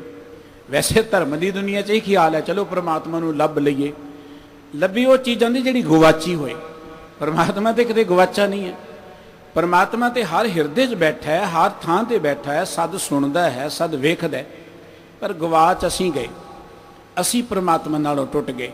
असीं सोचा कि परमात्मा गवाच गया, उन्हें लभ लो। कोई जंगलों च लभण लई तुरिया फिरदा, कोई तीर्थां ते लभण लई, कोई पहाड़ां ते, कोई किते तुरिया फिरदा रब नूं लभण दे लई। रब गवाचा नहीं है, रब सारे थावां ते है। गुरबाणी कहती है कि बाहर ते तां जाइए जे साडे हिरदे च ना होए, वो तो साडे हिरदे च भी बैठा होया है। सतगुरु साहिब जी कहते हैं कि वह परमात्मा जिहड़ा है ना, इस जगत नूं बना के जगत दे विच बैठ गया। आपी ने आप साजियो, आपी ने रचियो नाओ, दुई कुदरत साजिए कर आसन डिठो चाओ। इस समुची कुदरत दे विच आसन जमा के परमात्मा बैठे। परमात्मा किते बाहर नहीं है। असीं तो सोचे कि रब दा घर ना किते वखरा ही है आकाश विच, जी उपर बैठा रब देखदा है। यही कहने आपां उपर बैठा रब देखदा है। असीं रब नूं उपर कोई पूर्व च, कोई दखण च, कोई पश्चिम च सोचदा, कोई कहंदा धरती दे हेठां रब बैठा होया। पर गुरबाणी कहंदी नहीं, यह जग सच्चे की है कोठड़ी, सच्चे का विच वास। ये सारा जगत ही परमात्मा का घर है। वो तो जगत नूं बना के ना फिर वेख नदरी हेठ चलाए ना, सारी दुनिया नूं देख रहे है। असीं की करदे उन्होंने पता है, असीं की बोलदे उसनूं पता है। वो अंदर बैठा देख रहा है। इस करके सतगुरु जी कहंदे वाहिगुरू तुसीं दुनिया नूं बना के फिर दुनिया नूं देखदे हो, इहदा ध्यान रखदे हो, इहदी प्रतिपालना भी करदे हो। आपे करे कराए करता, गुरमत आप मिलावणिया। सारे जगत नूं करन वाला ते जगत पासों काम कराउण वाला करता परमात्मा ही है। पर गुरु दी मत दे राहीं जीव उन्होंने मिलदा है। गुरु दे ज्ञान राहीं गुरु सानू परमात्मा दी सोझी दिंदा है। गुरु दे कोल सब तो जो महान दात वो है ज्ञान, परमात्मा दा ज्ञान जां साडी जिंदगी दा ज्ञान। बंदे कोल बहुत जानकारी है क्योंकि इंफॉर्मेशन दा युग है। हर मनुख दी जेब च फोन है, हर मनुख ने सारी दुनिया जेब च पाई हुई है। पर सब कुछ करदियां मनुख नूं अपने आप दा ही नहीं पता, अपने आप दी सुझी नहीं है। वो जिहड़ा अपने आप दा ज्ञान है ना, वो सानू गुरु कोल आके मिलना। शीशे दे सामने जाने आ, शीशा सानू कुछ नहीं दिंदा। शीशा सिर्फ सानू दसदा है कि तुहाडा चेहरा किहो जिहा है, तुहाडे कपड़े किहो जिहे ने। शीशा सानू साडी सोझी दिंदा है। इदां गुरु एक शीशा है। गुरु ने तो सानू दसना कि बंदिया तू किहो जिहा है, तू किहो जिहा होना चाहिए, तेरी जिंदगी किहो जी होनी चाहिए है। इस करके सतगुरु वाहिगुरु सानू गुरु दे राहीं फिर अपने आप नाल मिला लैंदा। उहदे हुक्म च ही असीं आए हैं, उहदे हुक्म च ही असीं गुरु राहीं उहदे च मिलना है। कामण गुणवंती हर पाए। कामण दा अर्थ हुंदा इस्त्री। इस जीव नूं इस्त्री नाल तुलना दित्ती है, परमात्मा नूं पति किया है। सतगुरु जी कहंदे जिहड़ी जीव रूपी इस्त्री गुणवान बन जाती है। असीं आम समाज च भी ये गल करते हैं कि जिहड़ियां गुणवान बच्चियां ने, बीबियां ने, उन्हां दी सहुरे घर च बड़ी कदर हुंदी है। ते गुरबाणी कहंदी दुनिया साडा पेका घर है। असीं जाना सारे ने इस धरती तो, सबना सहुरे वंजणा सब मुकला मनहार। पेके घर च असीं किन्ने वधिया घरां च रहिंदे आ, जां असीं किन्ने मौज मेले माणदे आ, जां असीं किन्नियां सुख सहूलतां माणदे आ, ये गल मैटर नहीं करदी। गल तो मैटर ये करदी कि साडे पल्ले गुण किन्ना कु है। बच्ची बड़ी लाडां नाल पाली जाती। सारे माँ प्यो अपनियां बच्चियां नूं बहुत प्यार नाल पालदे ने, बड़ा लाड़ दिंदे ने। बच्चियां नूं लाड़ देना भी चाहिए। पर जदों सहुरे घर च जाना है ना, उत्थे इस करके नहीं उहदी कदर बननी कि बड़ी लाडां नाल पाली हुई है जां ये बड़ी मापियां दी लाडली है। ਉੱਥੇ ਤੇ ਕਦਰ ਬਣਨੀ ਹੈ ਕਿ ਇਹਦੇ ਪੱਲੇ ਗੁਣ ਕਿੰਨੇ ਕੁ ਨੇ। ਨਹਿਰ ਕੁਆਰ ਕੰਨਿਆ ਲਾਡਲੀ ਕੈ ਮਾਨੀਆ, ਤੇ ਵਿਆਹੇ ਸਸੁਰਾਰ ਜਾਏ ਗੁਣਨ ਕੈ ਮਾਨੀਏ। ਸਹੁਰੇ ਘਰ 'ਚ ਗੁਣਾ ਕਰਕੇ ਕਦਰ ਪੈਣੀ ਹੈ। ਇਹ ਦੁਨੀਆ ਹੈ ਸਾਡਾ ਪੇਕਾ ਘਰ, ਇੱਥੇ ਅਸੀਂ ਕਿੱਦਾਂ ਰਹਿੰਦੇ ਹਾਂ ਉਹ ਗੱਲ ਵੱਖਰੀ ਹੈ। ਲੇਕਿਨ ਵਾਹਿਗੁਰੂ ਜੀ ਦੇ ਦਰ ਤੇ ਕਦਰ ਪੈਣੀ ਕਿ ਅਸੀਂ ਕੰਮ ਕਿੰਨੇ ਕੁ ਕੀਤੇ, ਕਿਹੋ ਜਿਹੇ ਕੀਤੇ ਨੇ। ਬਾਬਾ ਨਾਨਕ ਜੀ ਨੇ ਕਿਹਾ ਸੀ ਕਿ ਬਾਬਾ ਆਖੇ ਹਾਜੀਆਂ ਸੁਭ ਅਮਲਾਂ ਬਾਝੋਂ ਦੋਨੋਂ ਰੋਈ। ਜੇ ਸਾਡੇ ਕੰਮ ਚੰਗੇ ਨਹੀਂ ਹੋਣਗੇ ਤੇ ਸਾਨੂੰ ਰੋਣ ਤੋਂ ਕੋਈ ਨਹੀਂ ਬਚਾ ਸਕਦਾ, ਸਾਨੂੰ ਦੁੱਖਾਂ ਤੋਂ ਕੋਈ ਨਹੀਂ ਬਚਾ ਸਕਦਾ। ਜੇ ਸਾਡੇ ਕੰਮ ਵਧੀਆ ਹੋਣਗੇ ਸਾਨੂੰ ਕੋਈ ਦੁਖੀ ਕਰ ਹੀ ਨਹੀਂ ਸਕਦਾ। ਕਰਮੀ ਆਪੋ ਆਪਣੀ ਕੇ ਨੇੜੇ ਕੇ ਦੂਰ। ਜਿਹੋ ਜੇ ਅਸੀਂ ਕੰਮ ਕਰਾਂਗੇ ਉਸ ਅਨੁਸਾਰ ਹੀ ਸਾਨੂੰ ਰੱਬ ਦੀ ਨੇੜਤਾ ਮਿਲਣੀ ਹੈ ਜਾਂ ਦੂਰੀ ਮਿਲਣੀ ਹੈ। ਇਸ ਕਰਕੇ ਸਤਿਗੁਰੂ ਸਾਹਿਬ ਜੀ ਕਹਿੰਦੇ ਨੇ ਕਿ ਜਿਹੜੀ ਜੀਵ ਰੂਪੀ ਇਸਤਰੀ ਗੁਣਵਾਨ ਬਣ ਜਾਂਦੀ ਹੈ ਉਹ ਪਰਮਾਤਮਾ ਨੂੰ ਪ੍ਰਾਪਤ ਕਰ ਲੈਂਦੀ ਹੈ। ਵੇਖੋ ਸਮਾਜ 'ਚ ਕੋਈ ਬੰਦਾ ਗੁਣਵਾਨ ਹੋਏ ਨਾ ਉਹਨੂੰ ਸਾਰੇ ਪਿਆਰ ਕਰਦੇ ਨੇ, ਔਗੁਣਾਂ ਵਾਲੇ ਨੂੰ ਕਦੀ ਪਿਆਰ ਨਹੀਂ ਮਿਲਦਾ। ਕਦੀ ਔਗੁਣਾਂ ਵਾਲੇ ਨੂੰ ਸਨਮਾਨਿਤ ਕੀਤਾ ਕਿਸੇ ਨੇ? ਜਿਹਦੇ ਪੱਲੇ ਗੁਣ ਹੋਣ ਉਹਨੂੰ ਦੁਨੀਆ ਸਤਿਕਾਰ ਦਿੰਦੀ ਹੈ। ਤੇ ਰੱਬ ਦੇ ਦਰ ਤੇ ਵੀ ਗੁਣਵਾਨਾਂ ਦੀ ਕਦਰ ਪੈਂਦੀ ਹੈ। ਪੈ ਪਾਏ ਸ਼ਿੰਗਾਰ ਬਣਾਏ। ਜਿਸ ਜੀਵ ਨੇ ਆਪਣੀ ਜ਼ਿੰਦਗੀ ਦੇ ਅੰਦਰ ਭੈ ਦਾ ਅਰਥ ਹੁੰਦਾ ਹੈ ਪਰਮਾਤਮਾ ਦਾ ਅਦਬ। ਡਰ ਵੀ ਕਹਿੰਦੇ ਇਹਨੂੰ। ਡਰ ਦੋ ਤਰ੍ਹਾਂ ਦਾ ਹੁੰਦਾ ਹੈ। ਇੱਕ ਡਰ ਹੁੰਦਾ ਲੈ ਵੀ ਪੁਲਿਸ ਆ ਗਈ ਡਰਦੇ ਲੁਕ ਜਾਓ, ਕੋਈ ਤਗੜਾ ਬੰਦਾ ਆ ਗਿਆ ਡਰਦੇ ਲੁਕ ਜਾਓ।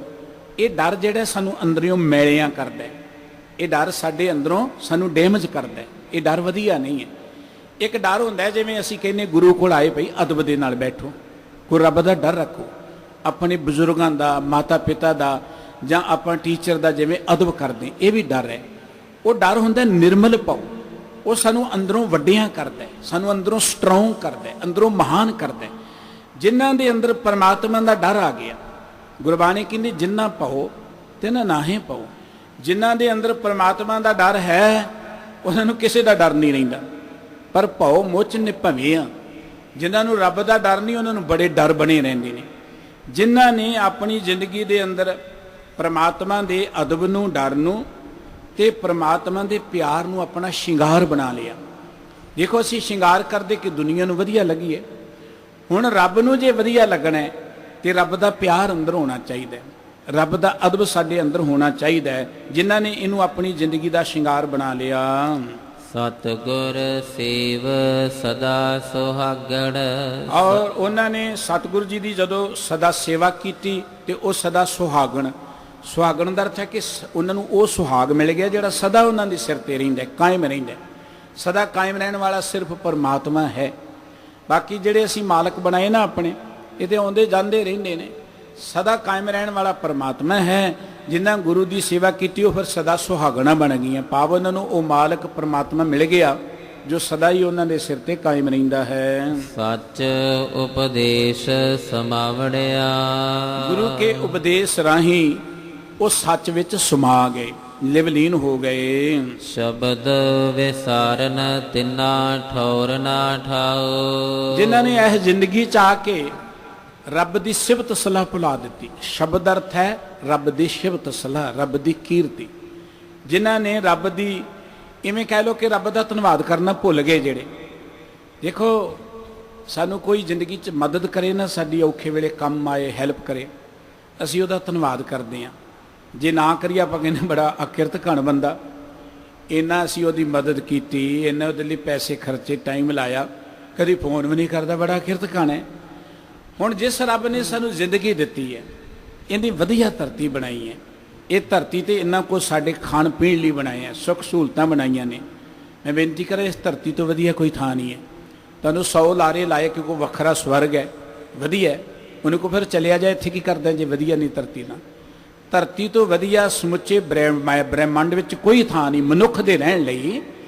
ਧਰਤੀ ਤੋਂ ਵਧੀਆ ਕੋਈ ਥਾਂ ਨਹੀਂ ਹੈ। ਇਸ ਕਰਕੇ ਜਿਸ ਰੱਬ ਨੇ ਇੰਨੀ ਵਧੀਆ ਧਰਤੀ ਬਣਾਈ ਹੈ, ਇਹ ਗੱਲ ਵੱਖਰੀ ਕਿ ਸਾਨੂੰ ਧਰਤੀ ਤੇ ਨਹੀਂ ਰਹਿਣਾ ਹੁੰਦਾ, ਉਹ ਸਾਡੀ ਮਰਜ਼ੀ ਹੈ। ਲੇਕਿਨ ਧਰਤੀ ਵਰਗੀ ਕੋਈ ਥਾਂ ਨਹੀਂ ਹੈ, ਇਹਦੋਂ ਵਧੀਆ ਕਿਤੇ ਥਾਂ ਨਹੀਂ ਮਿਲਣੀ। ਜਿਸ ਪ੍ਰਮਾਤਮਾ ਨੇ ਇੰਨੀ ਸੋਹਣੀ ਧਰਤੀ ਬਣਾਈ ਹੈ, ਇਹਦਾ ਸੂਰਜ ਬਣਾਇਆ ਸਾਨੂੰ ਲਾਈਟ ਦੇਣ ਦੇ ਲਈ, ਕਦੀ ਬਿੱਲ ਨਹੀਂ ਭੇਜਿਆ। ਬਿਜਲੀ ਵਾਲੇ ਮਹੀਨੇ ਬਾਅਦ ਹੀ ਬਿੱਲ ਭੇਜ ਦਿੰਦੇ ਨੇ, ਪਰਮਾਤਮਾ ਨੇ ਕਦੀ ਬਿੱਲ ਨਹੀਂ ਭੇਜੇ। ਜੇ ਭੇਜੇ ਤੇ ਸਾਡੇ ਕੋਲ ਪੇ ਵੀ ਨਹੀਂ ਹੋਣਾ। ਉਹਦੀ ਧਰਤੀ ਤੇ ਫਿਰਦੇ ਆ ਗੌਰਮੈਂਟ ਨੇ ਸੜਕਾਂ ਬਣਾਈਆਂ, ਥੋੜਾ ਜਿਹਾ ਜਾਓ ਤਾਂ ਕਿ ਟੋਲ ਵਾਲੇ ਘੇਰ ਲੈਂਦੇ ਨੇ, रब ने तो कभी टोल टैक्स नहीं लाया, रब ने तो कभी बिल नहीं भेजा। जे रब भेजन लगे कि तू इन्ने कदम धरती ते चले हैं, इन्ना गंद पाया, इन्नी असी कूड़ा भी बाहर सुट्टदे ना, वो जमादार नूं पैसे देने पैंदे आ। लेकिन रब ने कभी बिल भेजा कि धरती तो इन्ना गंद पाया है, तू इन्नी हवा वरती है, जे हवा लैनी पै जे। देखिया ना पिछले समय तो या पिछले साल करोना च सिलेंडर जिहड़ा सी 2-2 हज़ार 3-3 हज़ार 5-5 हज़ार तो भी महंगा कर दिता। जिन्हां दे काबू आ गया, इन्हां दे काबू किते रब आ जाए ना, रब फिर रब नूं भी वेच देने। वैसे वेच ही जाते हैं लोग। जो कुछ बंदे दे काबू आ गया, बंदे ने उन्होंने वेचना शुरू कर दिता। रब दी हवा वेचनी शुरू करती, रब दा बनाया पानी वेचना शुरू करता। इन्हां लोगों ने पहला गंदा करते हैं, पहला गंदा करते हैं। वड्डे वड्डे इंडस्ट्रीयल लोग गंदा पानी पा पा के धरती च पानी नूं गंदियां करते हैं, फिर पानी नूं वेचते हैं। हैरानी दी गल, रब दी बनाई दात पानी ते उन्होंने वेच के पैसे वड्डते हैं। ये तो वड्डा अनर्थ की हो सकता है कि पानी वर्गी चीज़ नूं वेच के पैसे खटने। कमाल दी गल है, रब ने दातां फ्री दित्तियां। बंदा इन्ना अकिरत कण बन गया कि इन्हें तो उन्हां चीज़ां नूं वेचना शुरू कर दिता है। बंदा जिहड़ा डिग गया अपने म्यार तो, इन्हें पैसे तो बिना होर कोई सोचे ही नहीं है। इस करके सतगुरु साहब जी कहते कि वह परमात्मा ने इन्हां को सानूं दिता है, कभी उन्होंने याद किया असीं, कभी उहदा धन्नवाद किया? जे नहीं किया तो असीं अकिरत कण, सब तो वड्डे अकिरत कण, असीं चोर हाँ। रब दी नज़र असीं चोर हाँ, उहदियां दित्तियां दातां वरतदे हाँ, कभी उहदा धन्नवाद भी नहीं किया। जिंदगी च सुखी रहना है तो रब दा धन्नवाद करना सीखो। रब नूं कोई भुख नहीं कि उहदे तुसीं गुण गाओ, उहनूं की लोड़ है? सानू लोड़ है कि असीं सुखी रहने। डॉक्टर नूं कोई लोड़ नहीं तुसीं दवाई खाओ, सानू लोड़ है कि असीं तंदुरुस्त होने। तुसीं रब नूं चेते करो जां ना चेते करो, रब ने रब ही रहना, उन्हें कोई निक्के वड्डे नहीं हो जाना। लेकिन जे असीं परमात्मा दा धन्नवाद करांगे, असीं अंदरों सुखी होवांगे। धन्नवाद करना एक बहुत वधिया बिरती है। धन्नवाद करना तुहानूं खुशहाली बख्शेगा। जिन्ने तुसीं धन्नवादी होण दा सुभाव बना लोगे, उन्ने खुश रहोगे जिंदगी अंदर। परमात्मा ने इन्नियां दातां दित्तियां ने, जिन्ना परमात्मा दा धन्नवाद करोगे उन्हें जिंदगी च खुशहाल होंदे जाओगे।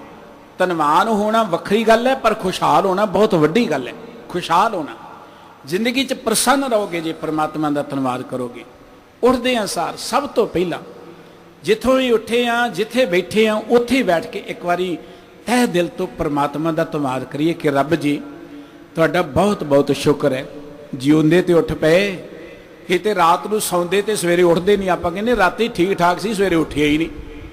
इस करके ते धन्नवाद करना बनदा है कि रब जी एक होर दिन देखण दा मौका दिता है, तुहाडा धन्नवाद है, उहदा धन्नवाद करिया करो।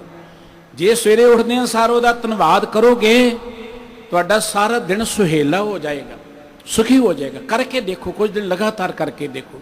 जिथे उठे उसे वेले उसे टाइम बैठ के कुछ चिर परमात्मा दे प्यार जुड़ के उहदा धन्नवाद करो दिल दीयां गहराइयां चों कि वाहिगुरू जी तुहाडा कोटान कोट शुक्र है, रात वधिया निकल गई है, फिर उठ गए हैं, एक नवां दिन तुसीं दे रहे हो सानू, तुहाडा धन्नवाद है। इहदे च ते कोई मुੱਲ नहीं लगदा साडा। जे असीं इन्ना भी नहीं कर सकते, इहदों वड्डी अकिरत घणता की हो सकती है। इस धरती नूं पर्वतां दा, समुंदरां दा, दरियावां दा कोई भार नहीं है।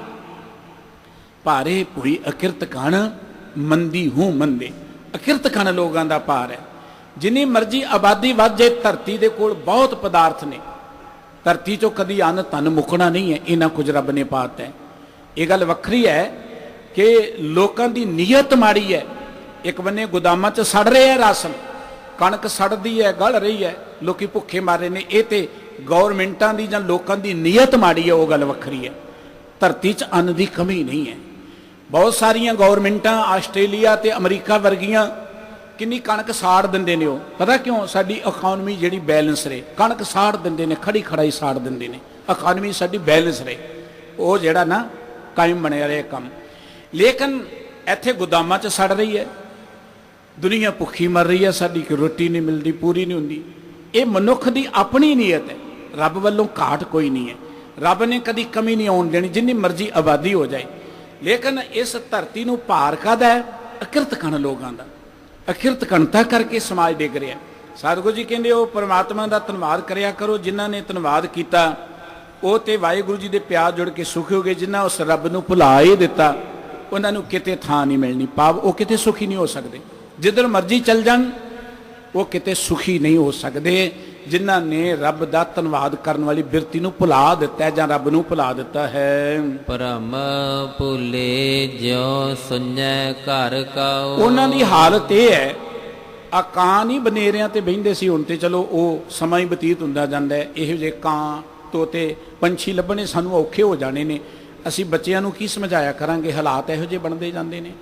ਕਾਂ ਜਿਹੜਾ ਸੀ ਕਿਸੇ ਘਰ ਦੇ ਬਨੇਰੇ ਤੇ ਆ ਜਾਏ, ਉਹਨੂੰ ਆਸ ਹੁੰਦੀ ਕਿ ਅੱਗੋਂ ਕੋਈ ਰੋਟੀ ਮਿਲੇਗੀ, ਕੋਈ ਨਾ ਕੋਈ ਖਾਵਾਂਗਾ। ਹੁਣ ਘਰ ਦੇ ਵਿੱਚ ਰਹਿੰਦਾ ਹੀ ਕੋਈ ਨਹੀਂ, ਸੁੰਝਾਂ ਘਰ, ਉੱਥੇ ਨਾ ਚੁੱਲ੍ਹਾ ਤਪਦਾ ਨਾ ਰੋਟੀ ਪੱਕਦੀ ਹੈ, ਕੋਈ ਨਹੀਂ ਹੈ। ਤੇ ਜਿਹੜਾ ਕਾਂ ਕਿਤੇ ਸੁੰਝੇ ਘਰ 'ਚ ਆਏ ਨਾ ਤੇ ਬੈਠ ਕੇ ਭੁੱਖਾ ਹੀ ਵਿਚਾਰਾ ਉੱਠ ਕੇ ਚਲਿਆ ਜਾਂਦਾ, ਉਹਨੂੰ ਕੁਝ ਨਹੀਂ ਮਿਲਦਾ। ਜਿਨ੍ਹਾਂ ਨੇ ਪਰਮਾਤਮਾ ਨੂੰ ਭੁਲਾ ਦਿੱਤਾ, ਪਰਮਾਤਮਾ ਦਾ ਕਦੀ ਧੰਨਵਾਦ ਨਹੀਂ ਕੀਤਾ, ਉਹਨਾਂ ਦੀ ਹਾਲਤ ਉਸ ਕਾਂ ਵਰਗੀ ਹੁੰਦੀ ਹੈ ਜਿਹੜਾ ਸੁੰਝੇ ਘਰ 'ਚ ਐਵੇਂ ਬੋਲ ਬਾਲ ਕੇ ਚੱਲ ਜਾਂਦਾ, ਪੱਲੇ ਕੁਝ ਨਹੀਂ ਪੈਂਦਾ। ਉਹ ਦੁਨੀਆ 'ਚ ਜਿੱਥੇ ਮਰਜ਼ੀ ਚਲੇ ਜਾਣ, ਉਹ ਸੁਖੀ ਨਹੀਂ ਹੋ ਸਕਦੇ, ਉਹਨਾਂ ਨੂੰ ਕਿਤੇ ਉਹ ਸੁੱਖ ਨਹੀਂ ਮਿਲ ਸਕਦਾ ਜਿਨ੍ਹਾਂ ਨੇ ਰੱਬ ਨੂੰ ਭੁਲਾ ਦਿੱਤਾ ਹੈ। ਹਲਤ ਪਲਤ ਤਿਨੀ ਦੋਵੈ ਗਵਾਏ, ਦੁਖੇ ਦੁਖ ਵਿਹਾਵਣਿਆ। ਉਹਨਾਂ ਨੇ ਆਪਣਾ ਹਲਤ ਤੇ ਪਲਤ, ਹਲਤ ਅਰਥ ਹੈ ਕਿ ਇਹ ਜ਼ਿੰਦਗੀ ਹੁਣ ਦੀ, ਜਿਹਨੂੰ ਆਪਾਂ ਲੋਕ ਕਹਿੰਦੇ ਹਾਂ। ਲੋਕ ਵੀ ਸਬਰਨਾ ਚਾਹੀਦਾ, ਅਸੀਂ ਅੱਜ ਵੀ ਸੁਖੀ ਰਹਿਣੇ ਚਾਹੀਦੇ ਹਾਂ। ਸਾਡੀ ਹਾਲਤ ਕੀ ਹੈ ਕਿ ਜਿਹੜਾ ਸਮਾਂ ਲੰਘ ਗਿਆ ਨਾ, ਉਹ ਤੇ ਵਾਪਸ ਨਹੀਂ ਆਉਣਾ, ਪਰ ਉਹਨੂੰ ਚੇਤੇ ਕਰਕੇ ਬੜੇ ਅਸੀਂ ਦੁਖੀ ਹੁੰਦੇ ਹਾਂ ਕਿ ਪਿਛਲੇ ਸਾਲ ਕਿਤੇ ਇਹ ਕੰਮ ਕਰ ਲੈਂਦੇ, ਹੋਰ 10 ਸਾਲ ਪਹਿਲਾਂ ਕਿਤੇ ਇਹ ਹੋ ਜਾਂਦਾ, ਕਿਤੇ ਇੱਦਾਂ ਕਰ ਲੈਂਦੇ। ਤੇ ਜਿਹੜਾ ਜੇ ਸਮਾਂ ਆਇਆ ਨਹੀਂ, ਕੱਲ੍ਹ ਨਹੀਂ ਆਇਆ, ਅਗਲਾ ਸਾਲ ਨਹੀਂ ਆਇਆ, ਅਸੀਂ ਅਗਲੇ ਸਾਲ ਦੇ ਪ੍ਰਥਾਏ ਹੋਣੇ ਚਿੰਤਾ ਕਰੀ ਚਲੇ ਜਾਂਦੇ ਹਾਂ। ਅੱਜ ਨੂੰ ਵਿਗਾੜ ਲਿਆ, ਕੱਲ੍ਹ ਜੇ ਆਇਆ ਨਹੀਂ, ਅੱਜ ਸਾਨੂੰ ਜਿਉਣਾ ਹੀ ਨਹੀਂ ਆਇਆ। ਅੱਜ ਜੋ ਸਾਨੂੰ ਸੁੱਖ ਮਿਲਿਆ ਨਾ, ਉਹਨੂੰ ਅਸੀਂ ਮਾਣਿਆ ਨਹੀਂ। ਅੱਜ ਦੇ ਸੁੱਖ ਨੂੰ ਅਸੀਂ ਕੱਲ੍ਹ ਦੀ ਚਿੰਤਾ 'ਚ ਗਵਾ ਦਿੱਤਾ। ਲੋਕ ਸਾਡਾ ਵਿਗੜ ਗਿਆ। ਹੁਣ ਐਸ ਧਰਤੀ ਤੇ ਇਸ ਕਰਕੇ ਕਿ ਕਰ ਲੋ ਪੈਸੇ ਇਕੱਠੇ, ਸਾਡੀਆਂ ਪੀੜ੍ਹੀਆਂ ਦੇ ਕੰਮ ਹੋਣਗੇ, ਸਾਡਾ ਬੜਾ ਨਾਂ ਬਣ ਜਾਏਗਾ, ਉਹਦੇ ਲਈ ਅਸੀਂ ਅੱਜ ਨੂੰ ਵਿਗਾੜ ਰਹੇ ਹਾਂ। ਪੈਸੇ ਕਮਾਉਣਾ ਸਾਡਾ ਅਧਿਕਾਰ ਹੈ, ਪੈਸਾ ਗੁਜ਼ਰਾਨ ਹੈ, ਮਿਹਨਤ ਕਰਨੀ ਚਾਹੀਦੀ ਹੈ। ਪਰ ਪੈਸੇ ਮਗਰ ਇੰਨਾ ਪੈ ਜਾਣਾ ਕਿ ਦੀਨ ਗਵਾਇਆ ਦੁਨੀ ਸੋ ਕੇ ਆਪਣੀ ਜ਼ਿੰਦਗੀ ਦਾ ਈਮਾਨ ਹੀ ਖਤਮ ਕਰ ਦਿਓ, ਨੈਤਿਕਤਾ ਖਤਮ ਕਰ ਦਿਓ, ਮਨੁੱਖਤਾ ਨੂੰ ਮਾਰ ਦਿਓ ਤੇ ਪੈਸਾ ਇਕੱਠਾ ਕਰ ਲਓ। ਉਹ ਅਸੀਂ ਨਾ ਕੱਲ੍ਹ ਦੇ ਬਦਲੇ ਫਿਰ ਅੱਜ ਵਿਗਾੜ ਦਿੰਦੇ ਹਾਂ। ਉਹ ਅੱਜ ਇੱਦਾਂ ਵਿਗੜਦਾ ਹੈ, ਦੇਖੋ ਜੀ ਸਾਡੇ ਕੋਲ ਤੇ ਰੋਟੀ ਖਾਣ ਦਾ ਟਾਈਮ ਹੀ ਨਹੀਂ, ਕਿਹੜੇ ਵੇਲੇ ਰੋਟੀ ਖਾਈ, ਕੰਮਕਾਰ ਹੀ ਇੰਨਾ। ਉਹ ਅਸੀਂ ਕੱਲ੍ਹ ਬਦਲੇ ਅੱਜ ਵਿਗਾੜ ਲਿਆ। ਅੱਜ ਰੋਟੀ ਨਹੀਂ ਮਿਲੀ ਸਿਰ ਖਾਧੀ, ਅੱਜ ਅਸੀਂ ਸਰੀਰ ਨੂੰ ਆਰਾਮ ਨਹੀਂ ਕੀਤਾ ਕਦੀ, ਅੱਜ ਅਸੀਂ ਕਦੀ ਰੱਬ ਦਾ ਧੰਨਵਾਦ ਨਹੀਂ ਕੀਤਾ, ਚਲੋ ਜੀ ਫੇਰ ਕਰ ਲਾਂਗੇ, ਅੱਜ ਤੇ ਕੰਮ ਹੀ ਬੜਾ। ਕੱਲ੍ਹ ਬਦਲੇ ਅੱਜ ਵਿਗਾੜ ਲਿਆ ਸੀ। ਔਰ ਆਉਣ ਵਾਲੀ ਜ਼ਿੰਦਗੀ ਨੂੰ ਸੋਚ ਕੇ ਕਿ ਪੈਸਾ ਕਮਾ ਲਓ, ਇਕੱਠਾ ਕਰ ਲਓ, ਰੁਤਬਾ ਲੈ ਲਓ, ਬਾਕੀ ਗੱਲ ਫੇਰ ਦੇਖੀ ਜਾਏਗੀ, ਅੱਜ ਨੂੰ ਵਿਗਾੜ ਰਹੇ ਸੀ, ਲੋਕ ਨੂੰ ਵਿਗਾੜ ਰਹੇ। ਲੋਕ ਦਾ ਅਰਥ ਕਿ ਅੱਜ ਪ੍ਰੈਜ਼ੈਂਟ ਟਾਈਮ ਜਿਹੜਾ ਇਹਦੇ ਸੁੱਖ ਅਸੀਂ ਖਰਾਬ ਕਰ ਰਹੇ ਹਾਂ। ਹੁੰਦਾ ਕੀ ਹੈ, ਪਹਿਲਾਂ ਪੈਸਾ ਕਮਾਉਣ ਲਈ ਅਸੀਂ ਦੌੜ ਭੱਜ ਕਰਦੇ, ਬੜਾ ਪੈਸਾ ਇਕੱਠਾ ਕਰ ਲੈਂਦੇ ਹਾਂ, ਨਾ ਸਮੇਂ ਸਿਰ ਖਾਣਾ, ਨਾ ਸਮੇਂ ਸਿਰ ਸੌਣਾ, ਨਾ ਸਰੀਰ ਦਾ ਧਿਆਨ ਰੱਖਣਾ, ਨਾ ਐਕਸਰਸਾਈਜ਼ ਕਰਨੀ, ਨਾ ਰਿਸ਼ਤੇਦਾਰਾਂ ਦੇ ਨਾਲ ਮੇਲ ਗੁਲ ਰੱਖਣਾ। ਜੀ ਪੈਸੇ ਚਾਰ ਕਮਾ ਲਓ, ਦੇਖੀ ਜਾਏਗੀ, ਕੋਈ ਗੱਲ ਨਹੀਂ, ਸਾਡੇ ਕੋਲ ਟਾਈਮ ਨਹੀਂ ਹੈ। ਪੈਸੇ ਇਕੱਠੇ ਹੋ ਜਾਂਦੇ ਨੇ, ਉਹਦੇ ਕੋਲ ਸਰੀਰ ਨੂੰ ਰੋਗ ਬੜੇ ਲੱਗ ਜਾਂਦੇ ਨੇ। ਪਹਿਲਾਂ ਪੈਸੇ ਇਕੱਠੇ ਕਮਾਉਣ ਦੇ ਲਈ, ਕਰਨ ਦੇ ਲਈ ਜ਼ਿੰਦਗੀ ਰੋੜ ਦਿੱਤੀ, ਫਿਰ ਰੋਗ ਲੱਗ ਗਏ, ਫਿਰ ਬੰਦਾ ਪੈਸੇ ਰੋੜਨੇ ਸ਼ੁਰੂ ਕਰਦਾ। ਡਾਕਟਰ ਸਾਹਿਬ ਜੀ ਪੈਸੇ ਪਾਣੀ ਵਾਂਗੂ ਰੋੜ ਦਾਂਗੇ, ਸਾਨੂੰ ਬਚਾ ਲਓ, ਫਿਰ ਪੈਸੇ ਰੋੜਨੇ ਸ਼ੁਰੂ ਕਰ ਦਿੰਦੇ। ਪਹਿਲਾਂ ਜ਼ਿੰਦਗੀ ਰੋੜਦਾ, ਫਿਰ ਜ਼ਿੰਦਗੀ ਬਦਲੇ ਪੈਸੇ ਰੋੜਨੇ ਸ਼ੁਰੂ ਕਰਦੇ। ਲੋਕ ਗਇਓ ਪਰ ਲੋਕ ਗਵਾਇਓ। ਲੋਕ ਦਾ ਅਰਥ ਕਿ ਅੱਜ ਪ੍ਰੈਜ਼ੈਂਟ ਟਾਈਮ, ਹੁਣ ਦਾ ਟਾਈਮ, ਹੋਣ ਵਾਲਾ ਸੁੱਖ ਵੀ ਖਰਾਬ ਕਰ ਲਿਆ।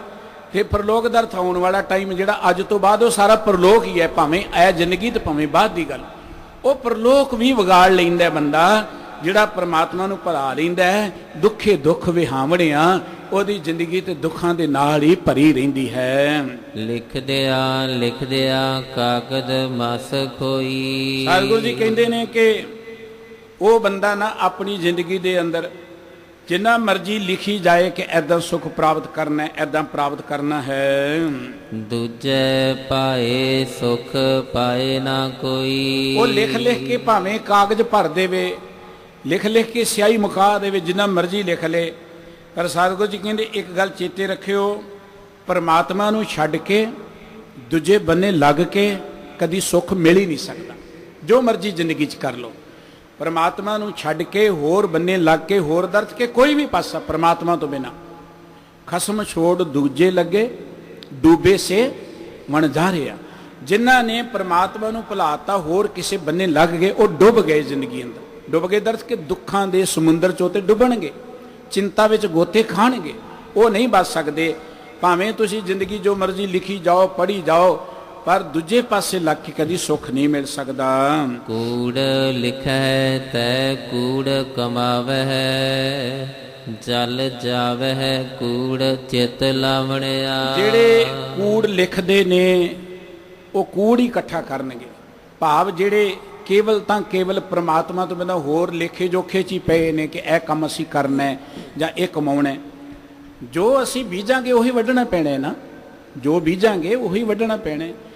ਇਹ ਕਰਮ ਜਿਹੜੇ ਇਹ ਬੀਜ ਨੇ। ਸਰੀਰ ਸਾਡਾ ਧਰਤੀ ਹੈ, ਇਹ ਕਰਮ, ਹਰ ਕਰਮ ਜਿਹੜਾ ਉਹ ਬੀਜ ਹੈ, ਉਹਨੇ ਦਰਖਤ ਬਣਨਾ, ਉਹਦੇ 'ਚੋਂ ਸਾਨੂੰ ਫਲ ਮਿਲਣਾ। ਤੇ ਗੁਰਬਾਣੀ ਕਹਿੰਦੀ ਜੇ ਵੇਹ ਕਰਮ ਕਮਾਮਤਾ ਤੇ ਵੇ ਫਲ ਤੇ, ਜਿਹਾ ਬੀਜੇ ਸੋ ਲੁਣੇ ਕਰਮਾ ਸੰਦੜਾ ਖੇਤ। ਜੋ ਅਸੀਂ ਬੀਜਾਂਗੇ ਉਹ ਵੱਢਣਾ ਪੈਣਾ। ਤੇ ਜੇ ਕੂੜ ਬੀਜਾਂਗੇ ਤੇ ਸਾਨੂੰ ਕੂੜ ਹੀ ਮਿਲੇਗਾ, ਕੂੜ ਵਾਲੇ ਬੰਨੇ ਸਾਡਾ ਚਿੱਤ ਲੱਗੇਗਾ। ਗੁਰਮੁਖ ਸੱਚੋ ਸੱਚ ਲਿਖੈ ਵਿਚਾਰ। ਜਿਹੜੇ ਗੁਰੂ ਦੀ ਮੱਤ ਗ੍ਰਹਿਣ ਕਰਦੇ ਨੇ, ਗੱਲ ਸ਼ੁਰੂ ਕੀਤੀ ਸੀ ਕਿ ਜਿਨ੍ਹਾਂ ਨੇ ਗੁਰੂ ਕੇ ਸ਼ਬਦ ਰਾਹੀਂ ਆਪਣੀ ਜ਼ਿੰਦਗੀ ਨੂੰ ਜਿਉਣ ਦਾ ਯਤਨ ਕੀਤਾ, ਗੁਰੂ ਦਾ ਗਿਆਨ ਪ੍ਰਾਪਤ ਕੀਤਾ, ਉਪਦੇਸ਼ ਕੀਤਾ ਪ੍ਰਾਪਤ, ਉਹ ਜ਼ਿੰਦਗੀ ਅੰਦਰ ਸੱਚ ਦੀ ਗੱਲ ਕਰਦੇ ਨੇ। ਦੇਖੋ ਜੋ ਕੁਝ ਅਸੀਂ ਕਰਦੇ ਹਾਂ ਨਾ, ਇਹ ਲਿਖਿਆ ਜਾਂਦਾ ਹੈ। ਇੱਕ ਆਮ ਅਸੀਂ ਸ਼ਬਦ ਪੜ੍ਹਦੇ ਜੀ ਚਿੱਤਰਗੁਪਤ, ਉਹ ਦੇਖੇ ਨਹੀਂ ਕਿਸੇ ਨੇ। ਚਿੱਤਰਗੁਪਤ ਦਾ ਅਰਥ ਇਹ ਹੈ ਗੁਪਤ ਚਿੱਤਰ, ਜਿਹੜਾ ਸਾਨੂੰ ਦਿਖਦਾ ਨਹੀਂ ਹੈ। ਉਹ ਚਿੱਤਰਗੁਪਤ ਕੀ ਹੈ? ਜਿਵੇਂ ਕੰਪਿਊਟਰ ਦੇ ਅੰਦਰ ਕੋਈ ਚੀਜ਼ ਪ੍ਰਿੰਟ ਹੁੰਦੀ ਜਾਂਦੀ ਹੈ ਨਾ, ਪ੍ਰਿੰਟ ਹੁੰਦੀ ਜਾਂਦੀ ਹੈ, ਇਵੇਂ ਜੋ ਅਸੀਂ ਦੇਖਦੇ ਹਾਂ, ਜੋ ਅਸੀਂ ਕਰਦੇ ਹਾਂ, ਜੋ ਅਸੀਂ ਸੋਚਦੇ ਹਾਂ, ਉਹ ਸਾਡੇ ਅੰਦਰ ਪ੍ਰਿੰਟ ਹੁੰਦਾ ਜਾਂਦਾ ਹੈ। ਉਹਦੇ ਨਾਲ ਸਾਡਾ ਕਿਰਦਾਰ, ਸਾਡੀ ਸ਼ਖਸੀਅਤ ਬਣਦੀ ਹੈ, ਕਰੈਕਟਰ ਉਹਦੇ ਨਾਲ ਬਣਦਾ। ਬੱਚਾ ਤੇ ਇੱਕੋ ਜਿਹੇ ਆਉਂਦੇ ਨੇ, ਸਾਰੇ ਬੱਚੇ ਜਿੰਨੇ ਆਉਂਦੇ ਇੱਕੋ ਜਿਹੇ ਨੇ। ਫਿਰ ਜੋ ਅਸੀਂ ਸੁਣਦੇ ਹਾਂ, ਦੇਖਦੇ ਹਾਂ, ਜੋ ਕਰਦੇ, ਉਹਦੇ ਅਨੁਸਾਰ ਕੋਈ ਸੰਤ ਬਣ ਗਿਆ, ਕੋਈ ਚੋਰ ਬਣ ਗਿਆ। ਜੰਮਦਾ ਕੋਈ ਸੰਤ ਨਹੀਂ ਹੈ, ਜੰਮਦਾ ਕੋਈ ਚੋਰ ਨਹੀਂ ਹੈ, ਜੰਮਦਾ ਕੋਈ ਧਨਵਾਨ ਨਹੀਂ ਹੈ, ਜੰਮਦਾ ਕੋਈ ਬੇਈਮਾਨ ਨਹੀਂ ਹੈ। ਸਾਰੇ ਬੱਚੇ ਰੱਬ ਦਾ ਰੂਪ ਹੁੰਦੇ ਨੇ, ਇੱਕੋ ਜਿਹੇ ਹੁੰਦੇ ਨੇ ਸਾਰੇ ਬੱਚੇ। ਪਰ ਜਿਹੋ ਜਿਹੀ ਉਹਨਾਂ ਨੂੰ এনवायरमेंट ਮਿਲੀ, ਪਰਿਵਾਰ ਦਾ ਮਾਹੌਲ ਮਿਲਿਆ, ਜਿਹੋ ਜਿਹੀ ਸੁਸਾਇਟੀ ਮਿਲੀ, ਜਿਹੋ ਜਿਹੀ ਉਹਨਾਂ ਦੀ ਪਾਲਣਾ ਪੋਸ਼ਣ ਹੋਈ, ਉਹ ਜਿਹੇ ਬਣ ਜਾਂਦੇ ਨੇ।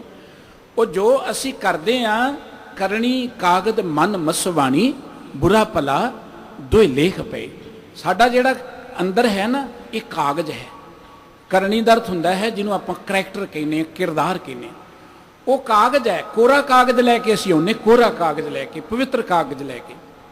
ਲੇਕਿਨ ਬੁਰਾ ਭਲਾ ਦੋਏ ਲੇਖ ਪਏ। ਮਨ ਜਿਹੜਾ ਸਿਆਹੀ ਵਰਗਾ, ਮਨ ਵਿੱਚ ਜੋ ਸੋਚਦੇ ਹਾਂ, ਬੁਰਾ ਜਾਂ ਭਲਾ, ਫਿਰ ਅਸੀਂ ਕਰਦੇ ਹਾਂ, ਉਹ ਸਾਡੇ ਲੇਖ ਬਣਦੇ ਨੇ। ਲੇਖ ਰੱਬ ਨੇ ਨਹੀਂ ਲਿਖਣੇ, ਲੇਖ ਤੇ ਅਸੀਂ ਲਿਖਣੇ ਆ। ਲੇਖਾਂ ਦਾ ਹਿਸਾਬ ਜਿਹੜਾ ਹੈ ਉਹ ਰੱਬ ਦੇ ਨਿਯਮ ਅਨੁਸਾਰ ਹੋਣਾ। ਲੇਖ ਅਸੀਂ ਲਿਖਦੇ ਹਾਂ, ਮਾੜੇ ਕੰਮ ਕਰਾਂਗੇ ਤੇ ਸਾਡੇ ਮਾੜੇ ਲੇਖ ਨੇ। ਬਾਬਾ ਫਰੀਦ ਸਾਹਿਬ ਜੀ ਨੇ ਕਿਹਾ ਸੀ ਕਿ ਮਾੜੇ ਲਿਖ ਨਾ ਲੇਖ, ਉਹ ਬੰਦੇ ਆ ਮਾੜੇ ਲੇਖ ਨਾ ਲਿਖੇ। ਤਾਂ ਮਤਲਬ ਲੇਖ ਅਸੀਂ ਲਿਖਣੇ ਆ। ਮਾੜੇ ਕੰਮ ਕਰਾਂਗੇ, ਲੇਖ ਅਸੀਂ ਆਪ ਮਾੜੇ ਲਿਖ ਰਹੇ ਹਾਂ, ਰੱਬ ਨੂੰ ਦੋਸ਼ੀ ਨਹੀਂ ਬਣਾ ਸਕਦੇ। ਜੋ ਲਿਖਾਂਗੇ ਉਹੀ ਕੁਝ ਸਾਡੇ ਅੰਦਰ ਪ੍ਰਿੰਟ ਹੁੰਦਾ ਜਾਣਾ, ਉਹਦੇ ਅਨੁਸਾਰ ਹੀ ਸਾਡੀ ਜ਼ਿੰਦਗੀ ਬਣਨੀ ਹੈ। ਉਹਨੂੰ ਕੋਈ ਬਦਲ ਨਹੀਂ ਸਕੇਗਾ। ਰੋਜ਼ ਬਾਣੀ ਪੜ੍ਹਨ ਦਾ, ਰੋਜ਼ ਸੰਗਤ ਕਰਨ ਦਾ, ਰੋਜ਼ ਚੰਗੀ ਸੁਸਾਇਟੀ 'ਚ ਬੈਠਣ ਦਾ, ਚੰਗੇ ਕੰਮ ਕਰਨ ਦਾ ਅਰਥ ਹੈ ਕਿ ਸਾਡੇ ਲੇਖ ਵਧੀਆ ਹੁੰਦੇ ਜਾਣ, ਸਾਡੀ ਜ਼ਿੰਦਗੀ ਵਧੀਆ ਬਣਦੀ ਜਾਏ। ਇਸ ਕਰਕੇ ਸਤਿਗੁਰੂ ਸਾਹਿਬ ਜੀ ਕਹਿੰਦੇ ਨੇ ਜਿਹੜੇ ਰੱਬ ਦੇ ਪਿਆਰੇ ਨੇ ਉਹ ਜ਼ਿੰਦਗੀ ਅੰਦਰ ਸੱਚ ਹੀ ਲਿਖਦੇ ਹਨ, ਸੱਚ ਵਿੱਚ ਸਮਾ ਜਾਂਦੇ ਹਨ। ਸੇ ਜਨ ਸੱਚੇ ਪਾਵਹਿ ਮੋਖ ਦੁਆਰ।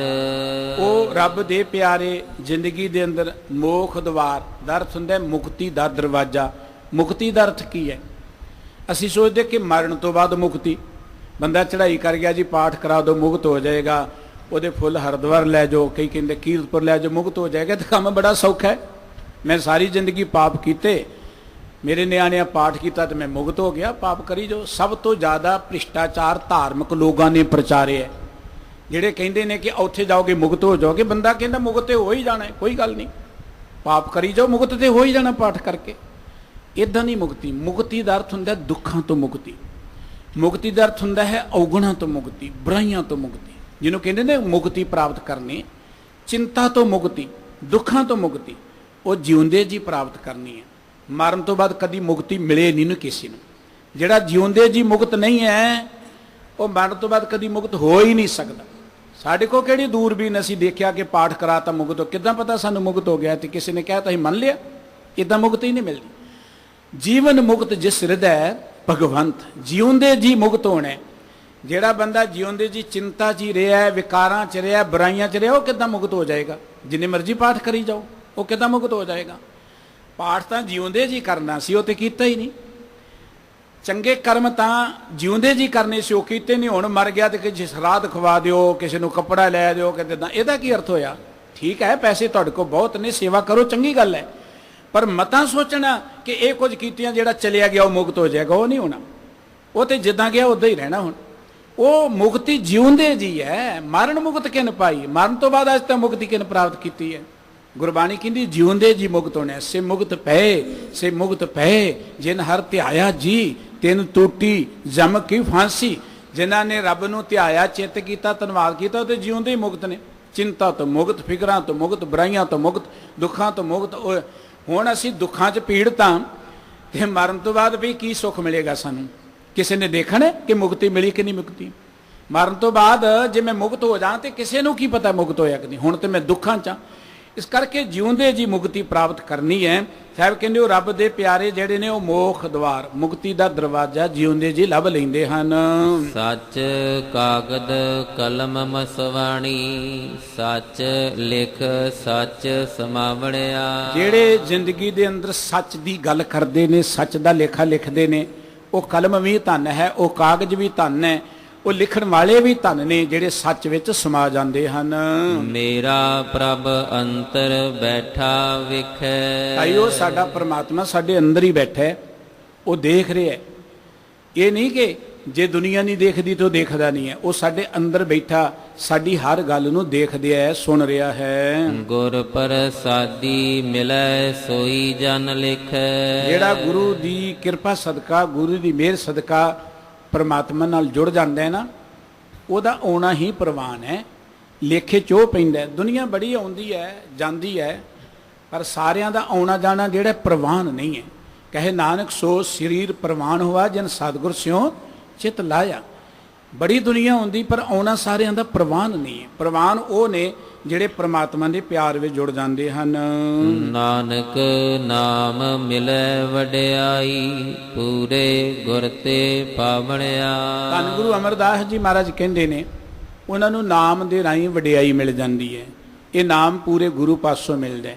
ਪੂਰੇ ਗੁਰੂ ਦਾ ਉਪਦੇਸ਼, ਪੂਰੇ ਗੁਰੂ ਦੀ ਸਿੱਖਿਆ ਸਾਨੂੰ ਕੇਵਲ ਨਾਮ ਨਾਲ ਹੀ ਜੋੜਦੀ ਹੈ।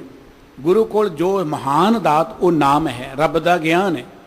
ਬਾਕੀ ਚੀਜ਼ਾਂ ਤੇ ਬਾਜ਼ਾਰੋਂ ਵੀ ਮਿਲ ਜਾਂਦੀਆਂ ਜਿਹੜੀਆਂ ਇੱਥੋਂ ਮੰਗਦੇ ਅਸੀਂ, ਉਹ ਤੇ ਬਾਹਰੋਂ ਹੀ ਮਿਲਣੀਆਂ ਨੇ।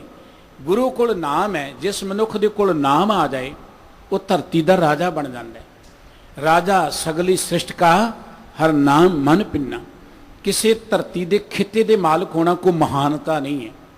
ਕਿਸੇ ਤਖਤ ਤੇ ਬੈਠਣਾ ਇਹ ਕੋਈ ਰਾਜ ਭਾਗ ਨਹੀਂ ਹੈ। ਜਿਹੜਾ ਬੰਦਾ ਆਪਣੇ ਮਨ ਦੇ ਤਖਤ ਤੇ ਰਾਜ ਨਹੀਂ ਕਰ ਸਕਿਆ, ਮਨ ਨੂੰ ਜਿੱਤ ਨਹੀਂ ਸਕਿਆ, ਉਹ ਸਾਰੀ ਦੁਨੀਆ ਦਾ ਰਾਜਾ ਹੁੰਦਾ ਹੋਇਆ ਵੀ ਭਿਖਾਰੀ ਰਹਿੰਦਾ। ਭਿਖਾਰੀ ਰਹਿੰਦਾ। ਤੁਸੀਂ ਦੇਖਦੇ ਹੋ ਤਖਤਾਂ ਤੇ ਬੈਠੇ ਭਿਖਾਰੀ। ਆ ਸੁਣਦੇ ਰਹਿੰਦੇ ਖਬਰਾਂ, ਮੰਤਰੀਆਂ ਦਾ ਟੈਕਸ ਵੀ ਲੋਕਾਂ ਦੇ ਖਜ਼ਾਨੇ 'ਚੋਂ ਭਰਿਆ ਜਾਂਦਾ ਹੈ। ਭਿਖਾਰੀ ਮੰਤਰੀ ਜਿਹੜੇ ਨੇ ਉਹ ਮੰਤਰੀਆਂ ਦੇ ਰੁਤਬੇ ਤੇ ਬੈਠ ਕੇ ਵੀ ਲੋਕਾਂ ਨੂੰ ਲੁੱਟੀ ਜਾਂਦੇ ਨੇ, ਲੁੱਟੀ ਚਲੇ ਜਾਂਦੇ। ਇਹਦੂ ਵੱਡਾ ਭਿਖਾਰੀ ਕਿਉਂ ਹੈ? ਭਿਖਾਰੀ ਨਹੀਂ, ਡਾਕੂ ਬਣ ਗਏ। ਇਹ ਡਾਕੂ ਬੈਠ ਜਾਂਦੇ ਨੇ ਰਾਜ ਪਦਵੀਆਂ ਤੇ। ਇਸ ਕਰਕੇ ਰਾਜਾ ਸਗਲੀ ਸਿੱਠਕਾ ਹਰ ਨਾਮ ਪੈਨ ਪਿੰਨਾ। ਜਦੋਂ ਕੋਈ ਮਨੁੱਖ ਪ੍ਰਮਾਤਮਾ ਦੇ ਪਿਆਰ ਜੁੜਦਾ ਉਹ ਦਾਤਾ ਬਣ ਜਾਂਦਾ, ਉਹ ਰਾਜਾ ਬਣ ਜਾਂਦਾ, ਉਹ ਲੋਕਾਂ ਦੀ ਸੇਵਾ ਕਰਦਾ, ਲੋਕਾਂ ਨੂੰ ਦੇ ਕੇ ਜ਼ਿੰਦਗੀ ਅੰਦਰ ਖੁਸ਼ੀ ਮਹਿਸੂਸ ਕਰਦਾ। ਸਤਿਗੁਰੂ ਗੁਰੂ ਅਮਰਦਾਸ ਜੀ ਮਹਾਰਾਜ ਨੇ ਅੱਜ ਦੇ ਇਸ ਪਵਿੱਤਰ ਮੁਖ ਵਾਕ ਰਾਹੀਂ ਉਹਨਾਂ ਦੀ ਗੱਲ ਕਰਕੇ ਹੋਂ ਵਾਰੀ ਜਿਉ ਵਾਰੀ ਨਾਮ ਸੁਣ ਮਨ ਵਸਾਵਣਿਆ।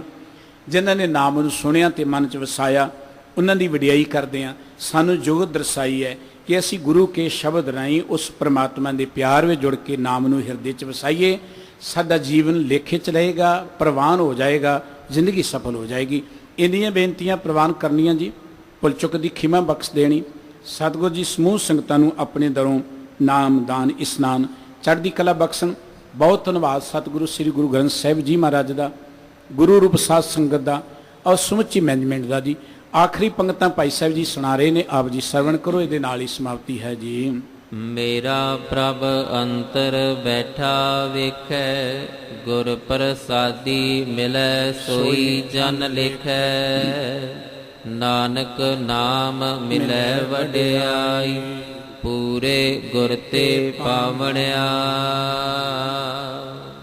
ਵਾਹਿਗੁਰੂ ਜੀ ਕਾ ਖਾਲਸਾ, ਵਾਹਿਗੁਰੂ ਜੀ ਕੀ ਫਤਿਹ।